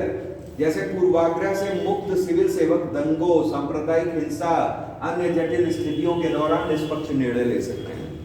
भाई इससे क्या हो रहा है, इससे ये हो रहा है, जैसे मान लीजिए अशांति फैली हुई है, ठीक है ना, ये पूर्वाग्रह बना हुआ है कि समुदाय विशेष के लोग क्या करते हैं, हमेशा हमला करते हैं, मार काट करते हैं, ठीक है ना, उनके ब्लड में ऐसा है, ठीक, ऐसा पूर्वाग्रह बना हुआ है, ठीक। सिविल सेवक को भी ये जानकारी है और वो उस अशांति वाले क्षेत्र में फैला, वो मतलब पहुंचा और उस समुदाय विशेष के लोग को क्या करना शुरू कर दिया, मारना शुरू करवा दिया या अलग थलग करवाना शुरू किया, ठीक, और बाकी लोगों को ही बचा रहा है, उसको नहीं बचा रहा है। तो ये कहीं ना कहीं क्या है, भेदभावपूर्ण रवैया है, डिस्क्रिमिनेशन कहलाएगा, ठीक है ना। तो ये क्या है, अशांति के समय निष्पक्ष निर्णय चाहिए यहाँ, ठीक है ना। अल्पसंख्यकों की सुरक्षा, जाहिर सी बात है ये भी है, ठीक, कहीं बहुसंख्यक हैं और अल्पसंख्यक भी हैं, ठीक। तो बहुसंख्यक, ये नहीं कि बहुसंख्यक को ही हम देखेंगे, अल्पसंख्यकों को एकदम छोड़ दें, जैसा कि बांग्लादेश में हो रहा है, ठीक है ना। तो ओवरऑल ये क्या है, ये पक्षपातपूर्ण रवैया कहलाएगा। तो ये भी। तीसरा क्या, सटीक आकलन, ठीक है ना, स्थिति को दायरे से समझना, उसका सटीक आकलन करना। जैसे अधीनस्थों, परियोजनाओं या रिपोर्टों का मूल्यांकन करते समय सिविल सेवकों को सही तस्वीर पेश करने की अनुमति है, ठीक है ना। जैसे अधीनस्थ जो हो गए, अधीनस्थ का मतलब क्या, जितने भी आपके सबऑर्डिनेट्स हैं, परियोजनाएं यानी जितने भी प्रोजेक्ट्स हैं, ठीक है ना। ये नहीं कि प्रोजेक्ट्स की गलत रिपोर्ट आप लगा करके क्या कर दिए, आगे बढ़ गए, ठीक है ना। आपको कुछ मिल गया, कुछ उनके अनुरूप रिपोर्ट तैयार करने को, तो आपने उनके अनुरूप रिपोर्ट क्या कर दिया, तैयार कर दिया, ठीक है ना। तो ये भावना जो है निष्पक्षता का उदाहरण नहीं है, हमेशा क्या होना है, निष्पक्ष होना है, ठीक। समानता को बढ़ावा देना, ये इसकी प्राथमिकता है। निष्पक्षता में क्या होता है, समानता ही आती है, ठीक है ना, समान व्यवहार, ठीक, क्लियर। तो ये चीजें हैं, ये आपका क्या हो गया। अब हमारा एक है गैर पक्षपात, यानी नॉन पार्टीशनशिप, ठीक है ना। यहाँ पक्षपात के बारे में है, हालांकि इसके बहुत ज़्यादा वो नहीं है और बहुत ज़्यादा पूछा भी इसमें नहीं है, लेकिन यहाँ जैसे इससे ही मेनली आपका निष्पक्षता से ही मिला करके दे सकता है, तो आप इसे पढ़ लीजिएगा जल्दी जल्दी, क्योंकि बहुत सारे टॉपिक्स हैं। अब आइए तटस्थता। तटस्थता का मतलब होता है न्यूट्रलिटी, ठीक है ना, न्यूट्रलिटी।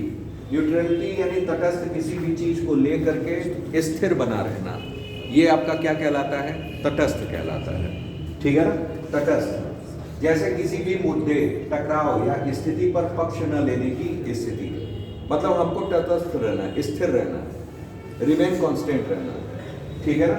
क्लियर, कोई भी अपने में परिवर्तन न लाने की बात को ही हम लोग क्या कह रहे हैं, तटस्थता कह रहे हैं, ठीक। इसमें जान लीजिए क्या है।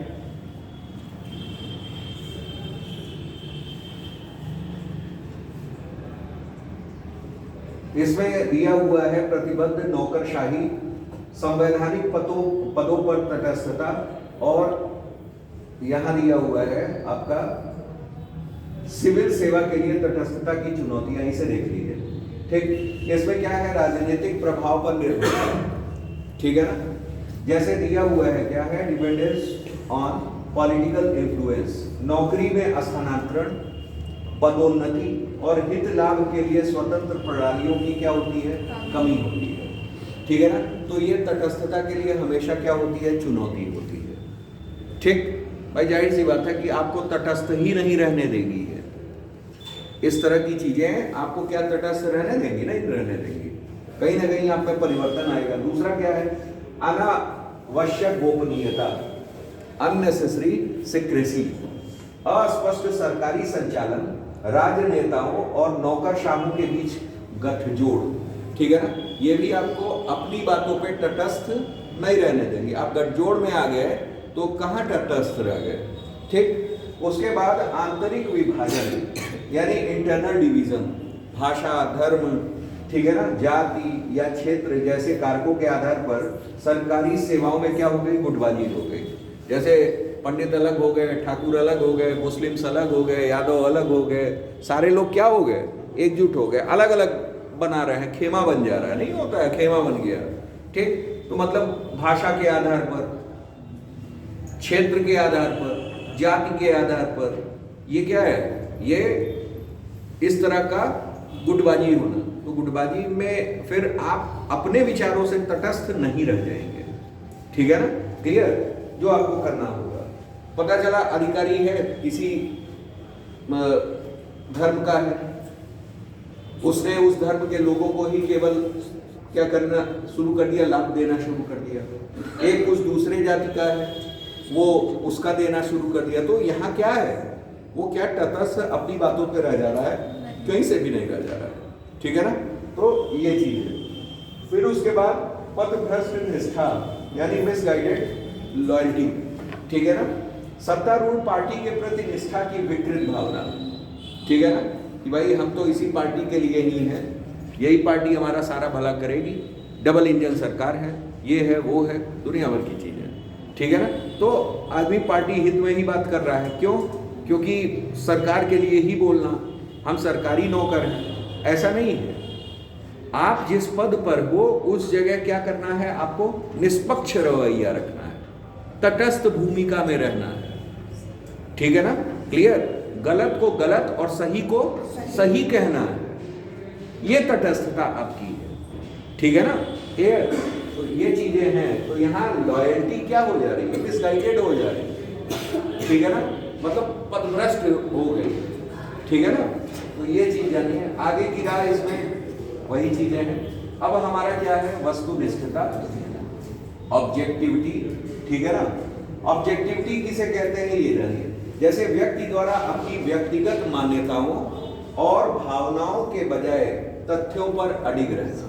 अब देखिए, तीनों चीज एक ही है और ये एक सत्यनिष्ठ व्यक्ति में होना ही चाहिए, ठीक है ना। सत्यनिष्ठ व्यक्ति को आप क्या कहोगे, निष्पक्ष कहोगे कि नहीं कहोगे, कहेंगे।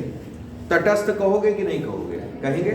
और ऑब्जेक्टिविटी उसके में हो, ऑब्जेक्टिव पर्सन, तो वो भी आप कहोगे।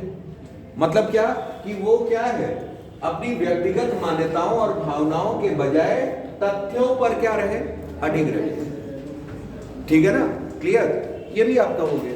जैसे इसमें दिया हुआ है, नैतिकता में वस्तुनिष्ठता व्यक्तिगत भावनाओं की या पूर्वाग्रह पर नहीं बल्कि ठोस तर्क और निष्पक्षता के आधार पर निर्णय लेना है। चला आ रहा है पूर्वाग्रह की नहीं नहीं नहीं, इस बार भी जो है आप क्या कहते हैं, इस बार भी पुराने समय से चला आ रहा है कि इस जाति विशेष के लोग ही इस पद पर रहेंगे। सरकार की ओर से गाइडलाइन आया है क्या, कि आप ऐसे व्यक्ति का चुनाव करें जो पूरी तरह से ईमानदार हो, उस पद के योग्य हो, ठीक। आपको यह दायित्व दिया जाता है।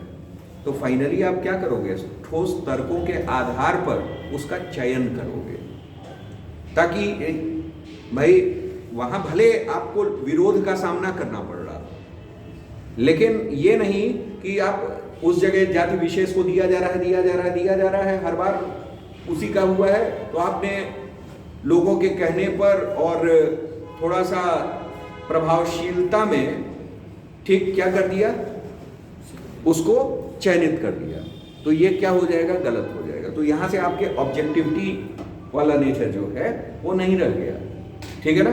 आप जो भी फैसला कर रहे हो किस आधार पर कर रहे हो, ठोस तर्क और निष्पक्षता के आधार पर निर्णय आप कर रहे हो, ठीक है ना, क्लियर। उदाहरण के लिए वर्गीस कुरियन जान रहे हो, संस्थापक अमूल, ठीक। वर्गीस कुरियन हम लोग क्या कहते हैं, white revolution father of white revolution, ठीक है ना, वर्गीस कुरियन, आप लोग नाम सुने होंगे। MS Swaminathan, father of green revolution, ठीक है ना।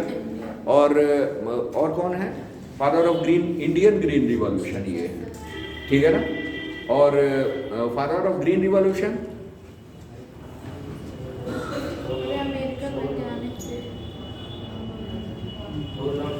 है नॉर्मल ई बोरलॉन्ग, मैक्सिको, ठीक है ना, मैक्सिकन वीट वैरायटी, ठीक है ना, हाई यील्डिंग सीड्स, याद आ रहा होगा, ठीक है ना। तो नॉर्मल ई बोरलॉन्ग जो थे अमेरिकन एग्रीकल्चरिस्ट थे, वो किसके लिए थे, वो फादर ऑफ ग्रीन रिवॉल्यूशन, ठीक है ना, उन्हीं से प्रेरित होकर के ये MS Swaminathan father of green revolution, Indian green revolution, और फादर ऑफ व्हाइट रिवॉल्यूशन, दुग्ध क्रांति जिसको कहा जाता है, उसके फादर कौन थे, वर्गीस कुरियन, ठीक है ना। 1970 71 से 73 तक का ये समय था, उसी समय, ठीक है ना, ये व्हाइट रिवॉल्यूशन का समय था, ठीक है ना। तो यही है। अब इसमें क्या था, ने व्यक्तिगत संबंधों के बजाय गुणवत्ता के आधार पर दूध खरीद को प्राथमिकता देकर किसानों को क्या किया, सशक्त बनाया, ठीक है ना, क्लियर। अब व्यक्तिगत संबंधों के आधार पर नहीं, मतलब जिसका दूध अच्छा होगा, मतलब पानी नहीं मिलाया है, मिलावटी नहीं है, एडल्ट्रेशन उसमें नहीं है। एडल्ट्रेशन का मतलब क्या, मतलब मिलावट, एडल्ट्रेशन का मतलब क्या होता है, मिलावट, तो मिलावट नहीं है, तो फाइनली वो दूध क्या होगा, अच्छा होगा, ठीक है ना। तो उसके आधार पर इन्होंने क्या किया, दूध खरीद को प्राथमिकता दी, ठीक है ना, क्लियर। फिर नैतिक वस्तुनिष्ठता समालोचनात्मक चिंतन को प्रोत्साहित करती है तथा विरोधी दृष्टिकोणों को स्वागत करती है। उदाहरण के लिए आ जाइए, भारत के संविधान के निर्माता अंबेडकर जी ने संविधान के प्रारूपण के दौरान खुली बहस और तर्क वितर्क का क्या किया, समर्थन किया, ठीक है ना, क्लियर। तो यहाँ क्या है, खुली बहस, किसी भी आप कॉन्स्टिट्यूशन मेकिंग करने जा रहे हैं, उस कॉन्स्टिट्यूशन पे हमारा कानून निर्धारित रहेगा, ठीक है ना। आप उस चीज को बना रहे हो, उस पर खुली बहस भी ना करो, बस आपने अपने तर्क दिए, वितर्क दिए, बना दिया, ऐसे नहीं है ना। तो उन्होंने उस प्रक्रिया में क्या किया, खुली बहस और तर्क वितर्क का क्या किया, समर्थन किया, कि जिसको भी जहां भी समस्या हो, जिस बात पे समस्या हो, वो खुल करके सामने आए, अपने तथ्यों को रखे, ठीक, कारण रखे, ठीक, और उसके उपाय भी बताए कि क्या हो सकता है, ठीक है ना। तभी तो चीजें वो होंगी, ठीक, क्योंकि जो भी संविधान है लोगों का, लोगों के लिए है, ठीक है ना।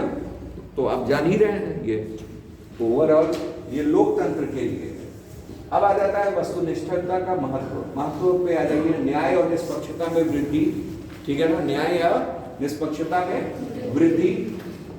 उदाहरण के लिए, किसी कानूनी मामले की सुनवाई कर रहा न्यायाधीश केवल प्रस्तुत साक्ष्य और कानूनी संहिता पर ही विचार करता है, प्रतिवादी या उसकी पृष्ठभूमि के बारे में व्यक्तिगत राय को क्या कर देता है, नजरअंदाज कर देता है। सपोज एक केस है, ठीक, ये न्यायाधीश हैं, ठीक, पता चला जिसके लिए, जिसको कटघरे में रखा गया है, वो इनके साथ पढ़े हुए हैं, ठीक, तो आपको ये नहीं करना अरे ये तो मेरा दोस्त है, कितना भी गलत करे, ये दिल का बड़ा अच्छा था, ठीक। तो आप वो सब देख करके नहीं, यहाँ क्या करना है, यहाँ आपको प्रस्तुत साक्ष्य और कानूनी संहिता पर विचार करके ही न्याय को देना है, ठीक है ना, क्लियर। यहाँ हमें लगता है सर ऐसा होता है, ऐसा होता है, ऐसा ही होता है, ठीक है ना, ऐसा ही होता है, समझ रहे। वो अलग बात है कि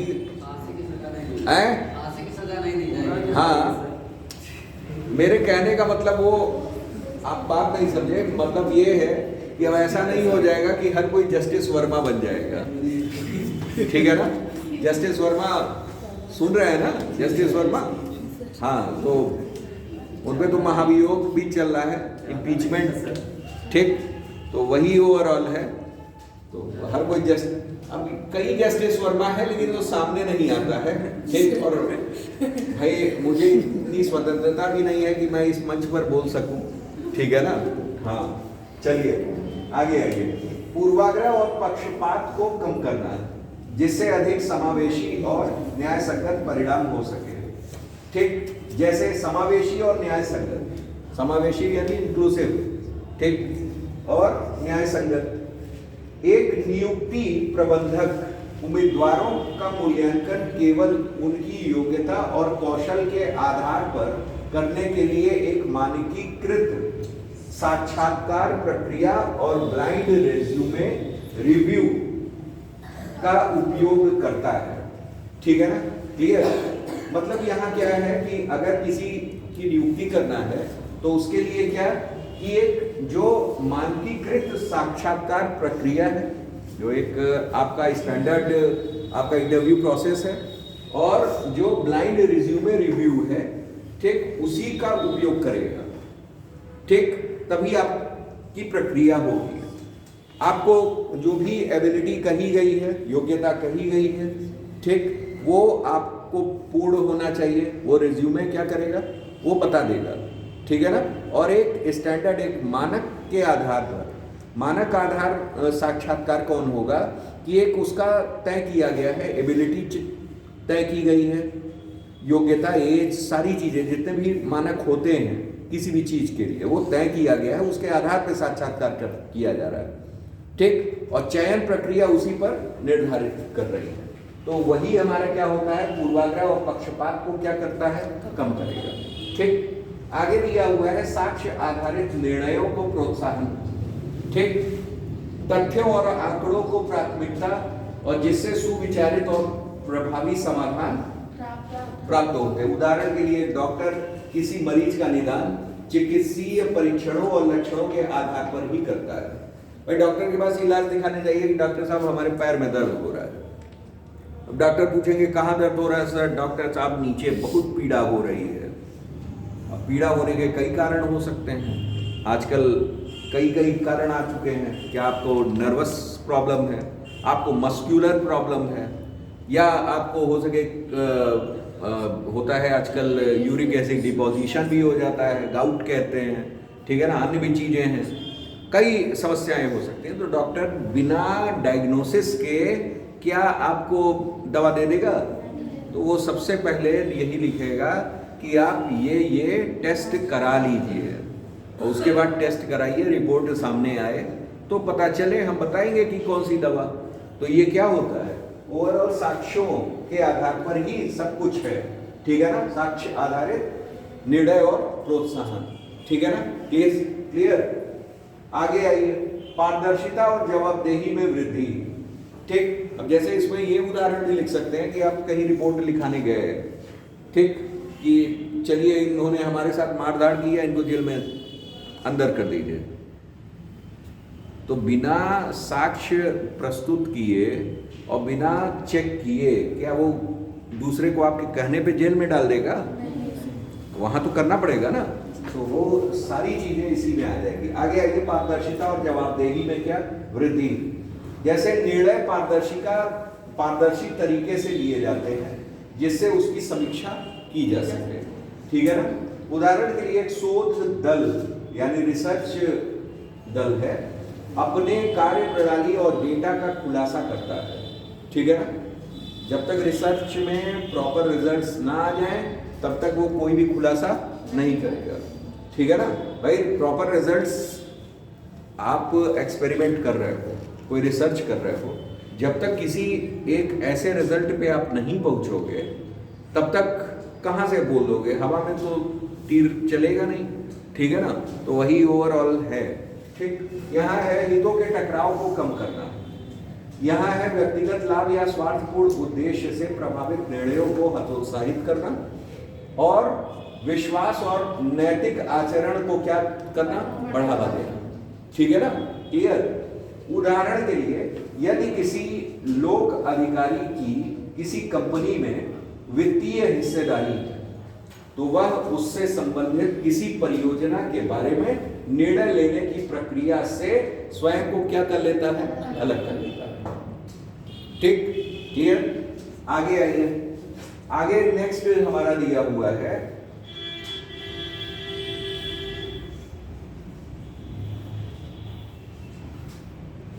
वस्तुनिष्ठता के लिए क्या करें क्या ना करें, पढ़ लीजिएगा।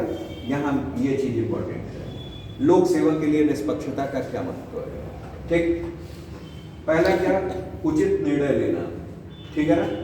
क्या लेना, उचित निर्णय, ठीक। दूसरा, पूर्वाग्रह की कमी आएगी। पूर्वाग्रह यानी प्रेजुडिस, ठीक है ना, उसमें क्या आएगी, कमी आएगी।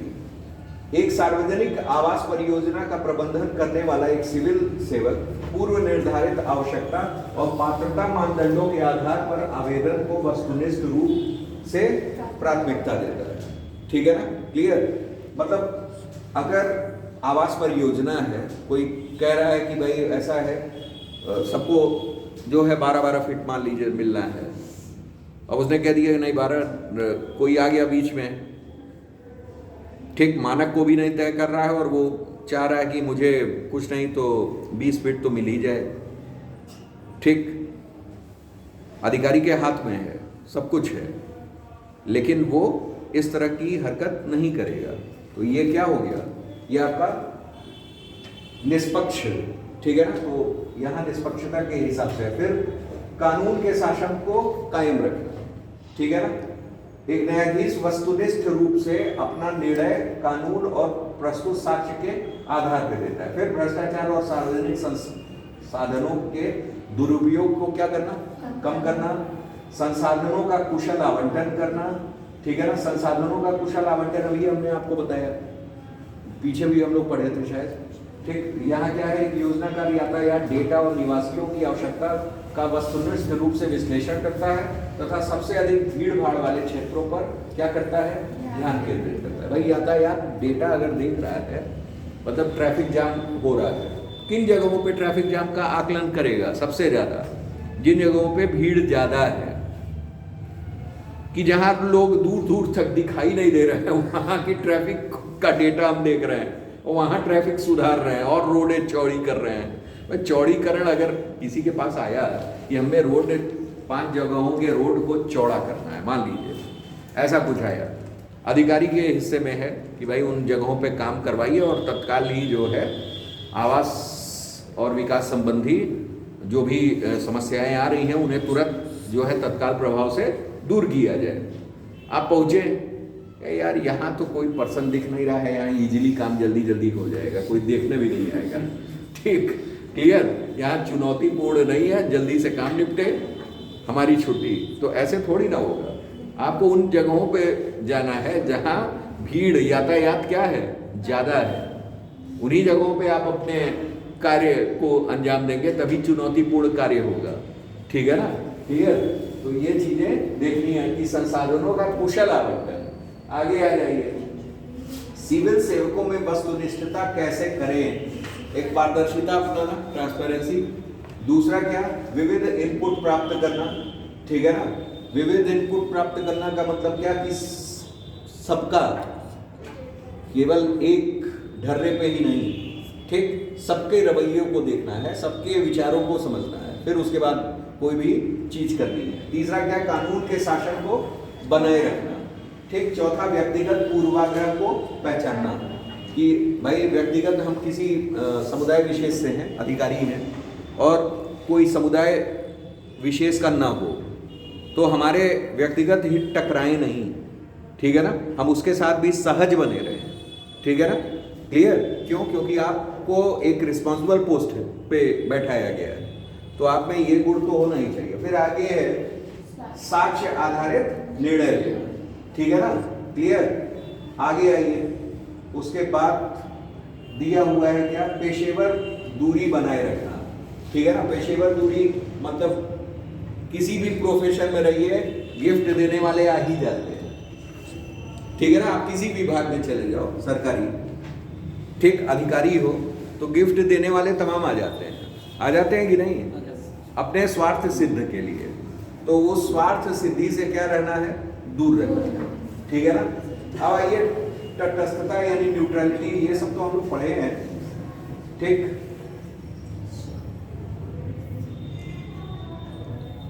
इसमें क्या कीजिएगा, एक चीज कि जैसे तटस्थता है, ये सब कई टर्म्स दिए हुए हैं, ठीक। इन टर्म्स को आप एक एक बार इन चीजों को देखिएगा थोड़ा, ठीक है ना, क्योंकि थ्योरी बहुत ज्यादा है। अभी आपको कई टॉपिक्स पढ़ाने हैं, वैसे हम आपको इनमें दिखा दे रहे हैं कि क्या क्या चीजें हैं। जैसे ये आपका सहिष्णुता है, टॉलरेंस है, ठीक है ना। टॉलरेंस को थोड़ा सा देखिएगा, इसमें व्यक्तिगत स्तर पर टॉलरेंस का मतलब क्या, किसी भी चीज को, ठीक, किसी भी मुद्दे पर मतलब भड़क ना जाना, संयम बनाना, ठीक है ना, ये टॉलरेंस कहलाता है। जैसे एक बार टॉलरेंस समझ लीजिए कि क्या है, दिया हुआ है सहिष्णुता से तात्पर्य उन लोगों के प्रति उचित, वस्तुनिष्ठ और अनुमोदक अभिवृत्ति से, ठीक है ना। अनुमोदन करना, सुने हैं ना, मतलब उनके अनुरूप मिल जाना, ठीक। जिनके अभिमत प्रथाएं प्रजाति, धर्म, राष्ट्रीयता आदि हमारे अभिमत प्रथा, प्रजाति और राष्ट्रीयता से क्या भिन्न है।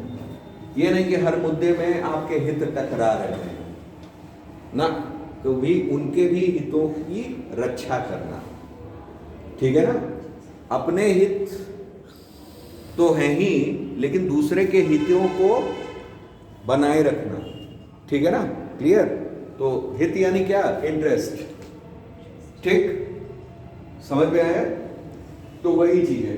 दूसरा क्या है, विभिन्न दृष्टिकोणों, मान्यताओं और पृष्ठभूमियों को बिना किसी निर्णय या भेदभाव के स्वीकार करना और समझना, और दूसरों की सराहना करने और उनके सहन करने की क्षमता है।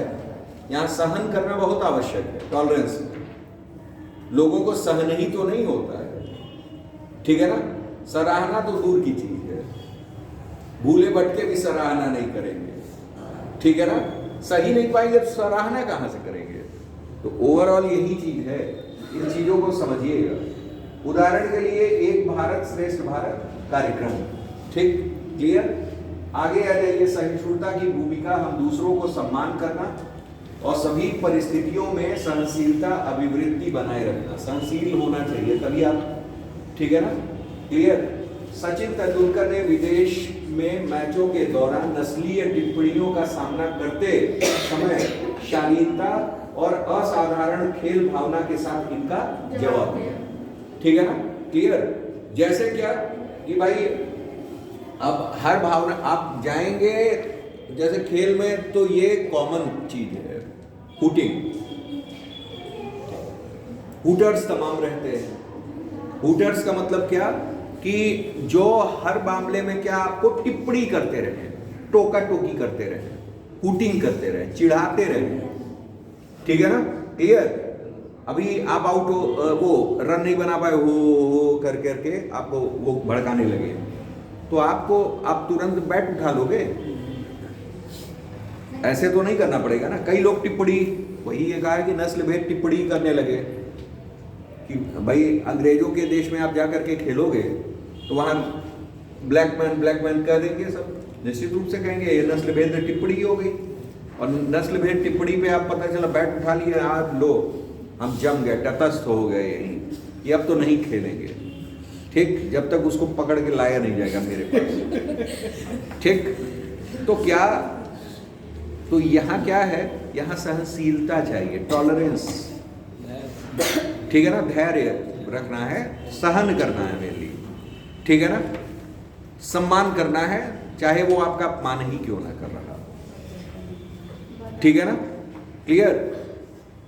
सफल होने का हाँ। हिसाब दे दिया जाएगा, है सफल होने का हिसाब मिल जाएगा उनको। नहीं, वो तो सफल है ही, लेकिन ये नेचर में आना चाहिए। अभी आप सिविल सेवक हो, आप गए, ठीक, या आप राजनेता हो, किसी मुद्दे पे, ठीक, आपको कोई उपनाम दे दिया गया हो या समथिंग कुछ ऐसा कर दिया गया हो और उसी उपनाम से बुला दिया गया, मान लीजिए, ठीक है ना, आपने कुछ मान लीजिए चारा घोटाला किया है, ठीक, आप किसी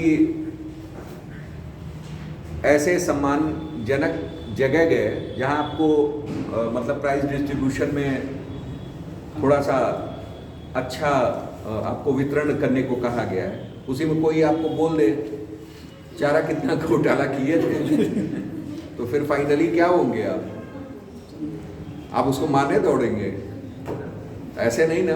तो वहां तो अरे भाई ठीक, वो चीज सुन के क्या कर देनी है, अनसुनी कर देनी है, ठीक है ना। तो यही आपका क्या कहलाता है, टॉलरेंस कहलाता है, ठीक है ना, क्लियर।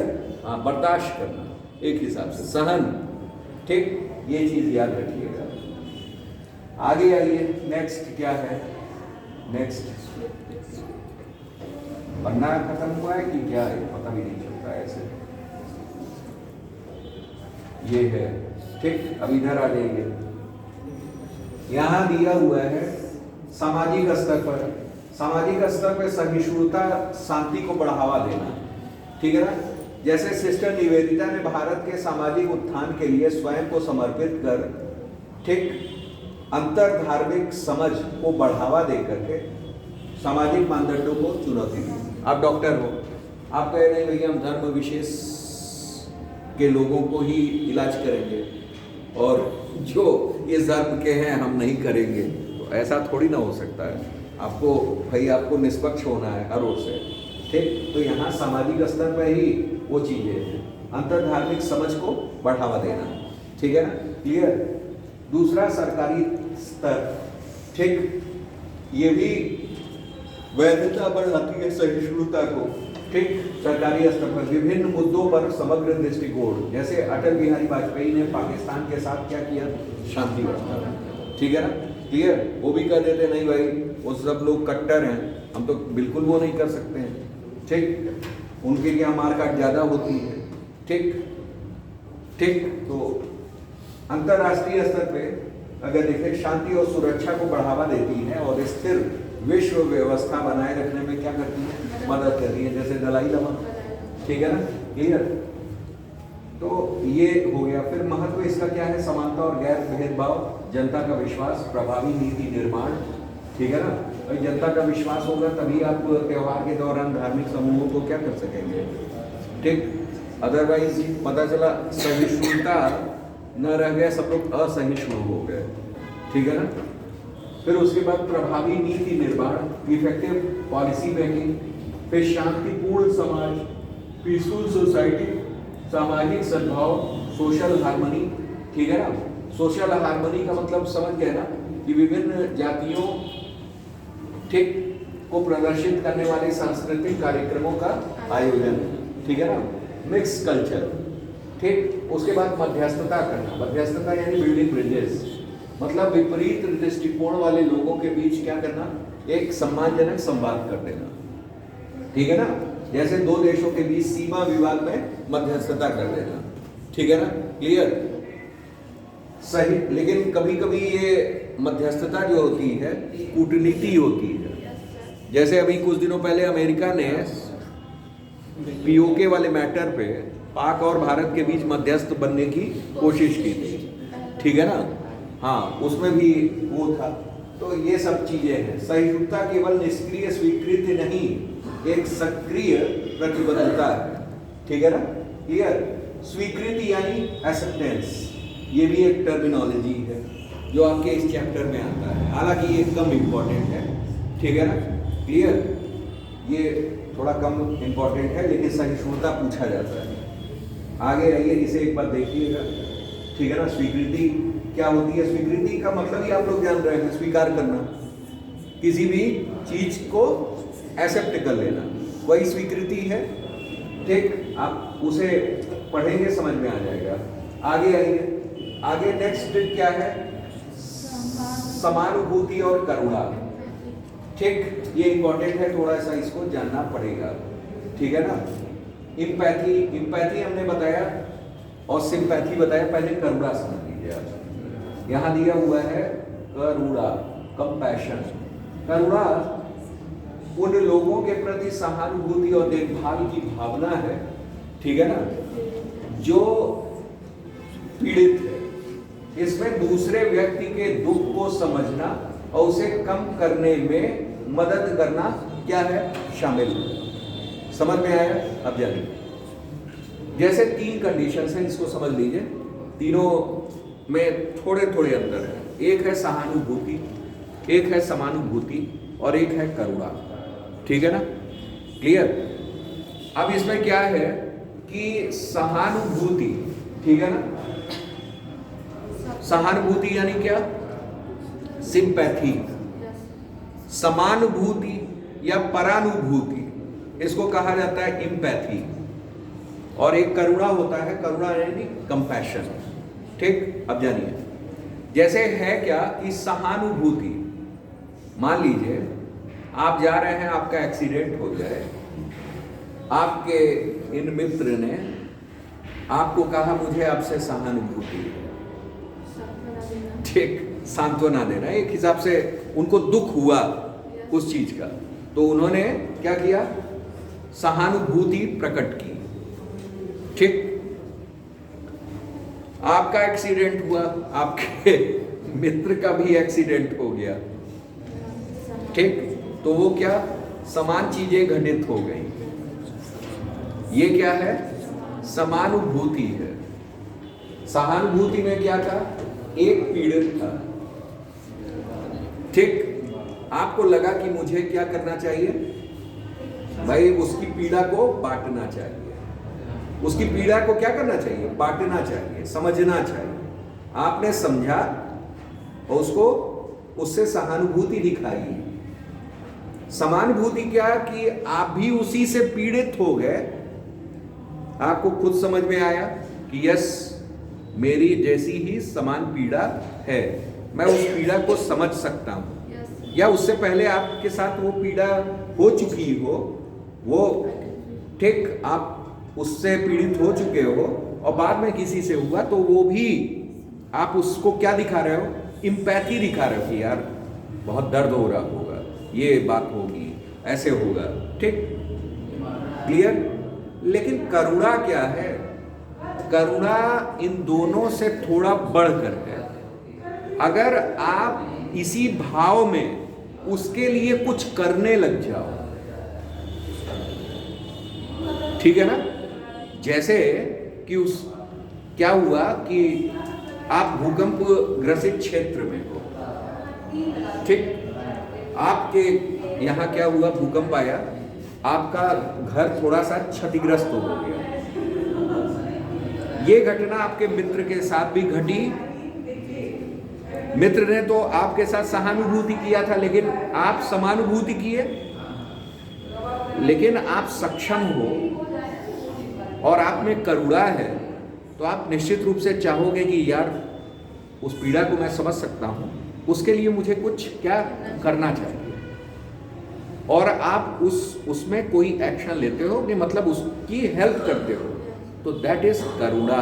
अगर कुछ करने की भावना भी जागृत हो जाए, वो तो दर्द आप समझ रहे हो, जहां तक समझना है वो हमारा क्या है? इम्पैथी है। सिंपैथी मतलब हम पीड़ित नहीं हैं, हम आपके दर्द को समझ सकते हैं। इम्पैथी हमारे साथ भी वो घटित हो चुका है, तब हम आपके दर्द को समझ रहे हैं। लेकिन करुणा क्या हुआ कि हम समझ रहे हैं, मुझे आपकी हेल्प करने के लिए, मतलब एक अंदर से प्रेरणा आ रही है कि मैं उसके लिए कुछ करूं, ये करुणा है, ठीक है ना। उससे बढ़कर तो सिंपैथी, इम्पैथी और देन कंपैशन, ठीक है ना। वही चीज कहा है कि करुणा उन लोगों के प्रति सहानुभूति और देखभाल की भावना है जो पीड़ित है। ये देखभाल की भावना है जो पीड़ित है, मतलब मुझे कुछ करना चाहिए उसके लिए, ठीक। दूसरे व्यक्ति को दुख को समझना और उसे कम करने में मदद करना भी क्या है, शामिल है। ये करना है, ठीक। अब आ जाइए, फिर से आ जाइए उसी में सहानुभूति। कहां गए भाई सहानुभूति, ठीक। शासन आ गया निष्कपट। हाँ देखिए, समानुभूति, समानुभूति और करुणा। समानुभूति दूसरे की आंखों से देखना और दूसरे के कानों से सुनना और दूसरे के दिल को महसूस करना, ये समानुभूति है, ठीक है ना, क्लियर। जैसे समानुभूति दूसरे व्यक्ति की भावनाओं को समझने और साझा करने की क्षमता है, ठीक है ना, क्लियर। इसमें स्वयं को उसकी जगह रखकर दुनिया को उसके नजरिए से देखना शामिल है। उदाहरण के लिए सुनीता कृष्णन मानव तस्करी रोधी कार्यकर्ता मानव तस्करी के पीड़ितों को बचाने के लिए क्या है, काम कर रही है, ठीक है ना, क्लियर। सिविल सेवकों में समानुभूति की आवश्यकता होती है, ठीक। जरूरतों को समझना, भाई उनकी पीड़ा को एकदम समझना कि यार किस पीड़ा से वो गुजर रहा होगा, मतलब ओवरऑल ये। विश्वास पैदा करना, निष्पक्षता और समानता, प्रभावी समाधान, ठीक है ना, उसका इफेक्टिव कुछ मतलब समाधान खोजना, ठीक है ना, कि कैसे how to solve such problem, ठीक। जैसे चुनौतियों को समझने से अधिक लक्षित और प्रभावी समाधान। उदाहरण के लिए किरण बेदी IPS अधिकारी थे, ने समानुभूति के साथ जेल सुधारों को फिर से परिभाषित किया और कैदियों के पुनर्वास और कौशल विकास पर क्या किया, ध्यान केंद्रित किया, ठीक है ना, क्लियर। जैसे कैदियों का पुनर्वास, उनसे पुनः बसाया जाए, कैसे वो फिर से नई जिंदगी शुरू कर सके। आखिर भूल एक बार हो गई, चलो ठीक है, सजा उसकी मिल रही है, लेकिन वो भी एक लाइफ है, तो उसको हम क्या करें कि उसको ऐसा कुछ उनके लिए करें कि वो फिर से एक अच्छा जीवन जी सके, ठीक है ना। ऐसा कैसे हो सकता है, उनमें कौशल विकास ले आए, कुछ उनको सिखाएं जिसके जरिए वो वहां से भी कैद खाने में ही कुछ अर्निंग कर सके। ऐसे भी हैं कार्यक्रम जो चलते हैं, ठीक है ना, क्लियर। तो कौशल विकास कार्यक्रम पर ध्यान केंद्रित किया गया, ठीक है ना। अब विवादों का समाधान, विभिन्न दृष्टिकोणों को स्वीकार करके विवादों के शांतिपूर्ण समाधान के लिए फिर मानवतावादी दृष्टिकोण यानी शासन के प्रति जन केंद्रित दृष्टिकोण। अब यहाँ कहा है विकसित करने की रणनीतियां, अनुभव जन्य ज्ञानार्जन, घर और स्कूल में मूल्यों का पोषण, अंतर सांस्कृतिक संवाद और कला की शक्ति का उपयोग। अब ये सब देख लीजिए, ये सब आप पढ़िएगा, ठीक है ना। मेनली आपको यहाँ करुणा समझना है, सिंपैथी समझना है, एम्पैथी समझना है, इस सब पे पूछा जाता है, ठीक है ना। इन्हीं में एक दो मिलते जुलते वो हैं, वर्ड्स हैं, टर्म्स हैं, जैसे चिढ़ हो गया, ठीक है ना, ये एंटीपैथी हो गया। उदासीनता को कहते हैं एपैथी, मतलब न्यूट्रल बने रहना, किसी को चोट लगे ठीक है, ठीक है ना, किसी को मतलब कोई दर्द हो ठीक है, ऑल इज वेल, हर समय क्या, ऑल इज वेल। तो भैया ये उदासीन नहीं बनना है, ठीक है ना, क्लियर। तो ये चीजें हैं। हालांकि ऑल इज वेल हमेशा किसी को वो प्रोत्साहन देने में किया जाता है, ठीक है ना, ठीक है, ठीक है, ठीक है, ठीक। चलिए, और सहानुभूति, सहानुभूति का मतलब क्या, ये सिंपैथी, इसमें क्या है, दूसरे व्यक्ति की परेशानी और भावनाओं को पहचानना, उन्हें साझा करना, ठीक है ना, ये सिंपैथी कहलाती है, ठीक। अब उदाहरण भी देख लीजिए जिससे अच्छा समझ में आ जाएगा। चिढ़ किसे कहते हैं भाई, यदि कोई भूखा व्यक्ति आपके पास भोजन के लिए आता है तो आप उसके मदद करने के बजाय चलो चलो किनारे हटो कह दिए, ठीक। तो ये क्या है, ये चिढ़ है, इसको एंटीपैथी कहेंगे, आज से जान लीजिए, ठीक है ना। फिर उसके बाद उदासीनता किसको कहते हैं? एपैथी। ठीक है ना? यदि कोई भूखा व्यक्ति आपके पास भोजन के लिए आता है तो आप उसके प्रति उदासीन रहते हैं, मांगते रहो। ठीक है, क्लियर। और उसके बाद सहानुभूति क्या होगा? यदि कोई भूखा व्यक्ति आपके पास भोजन के लिए आता है तो आप उसे कोल्ड ड्रिंक, फ्रूटी आदि देते हैं, जबकि उस व्यक्ति को दाल रोटी की जरूरत है। ठीक है ना? उसे दाल रोटी चाहिए। आप क्या दे रहे हो? लो भाई, मेरे पास पॉपिंस पड़ा हुआ है, टॉफी पड़ा हुआ है, मेरे पास एक चॉकलेट पड़ा हुआ है, लो ले लो। तो ये क्या है कि आप उसकी मदद कर रहे हो, समझ रहे हो कि वो भूखा है, चलो तो, लेकिन वो कुछ भी खा लेगा, लेकिन उसे चाहिए दूध रोटी या दाल रोटी, तो आप वो ना दे करके दूसरी चीज, इम्पैथी क्या? सेम चीज आप दे रहे हो। ठीक है ना? क्लियर? ये चीजें। और करुणा क्या आएगा भाई? उसको कुछ ऐसा कर देना कि उसके लिए रोज उपलब्ध हो जाए, व्यवस्था कर देना, ये करुणा है। ठीक है ना?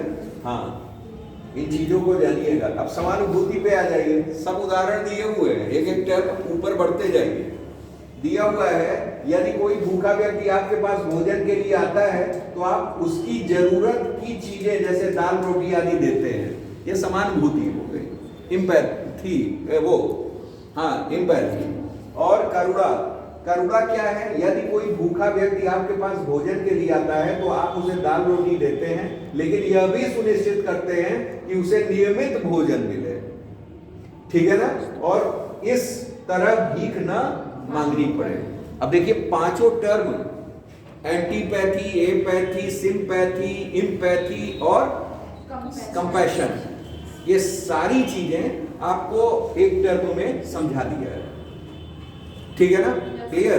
तो वो उदाहरण द्वारा, इससे अच्छा उदाहरण मिल भी नहीं सकेगा। अब एक भिखारी को ही लेकर के सारे उदाहरणों को आपने क्या कर दिया? क्लियर कर दिया। ठीक, स्पष्ट कर दिया जितना बात थी। ठीक, तो ये आपका हो गया। बाकी चीजें थोड़ा रुक के हम लोग पढ़ते हैं, इसे करते हैं।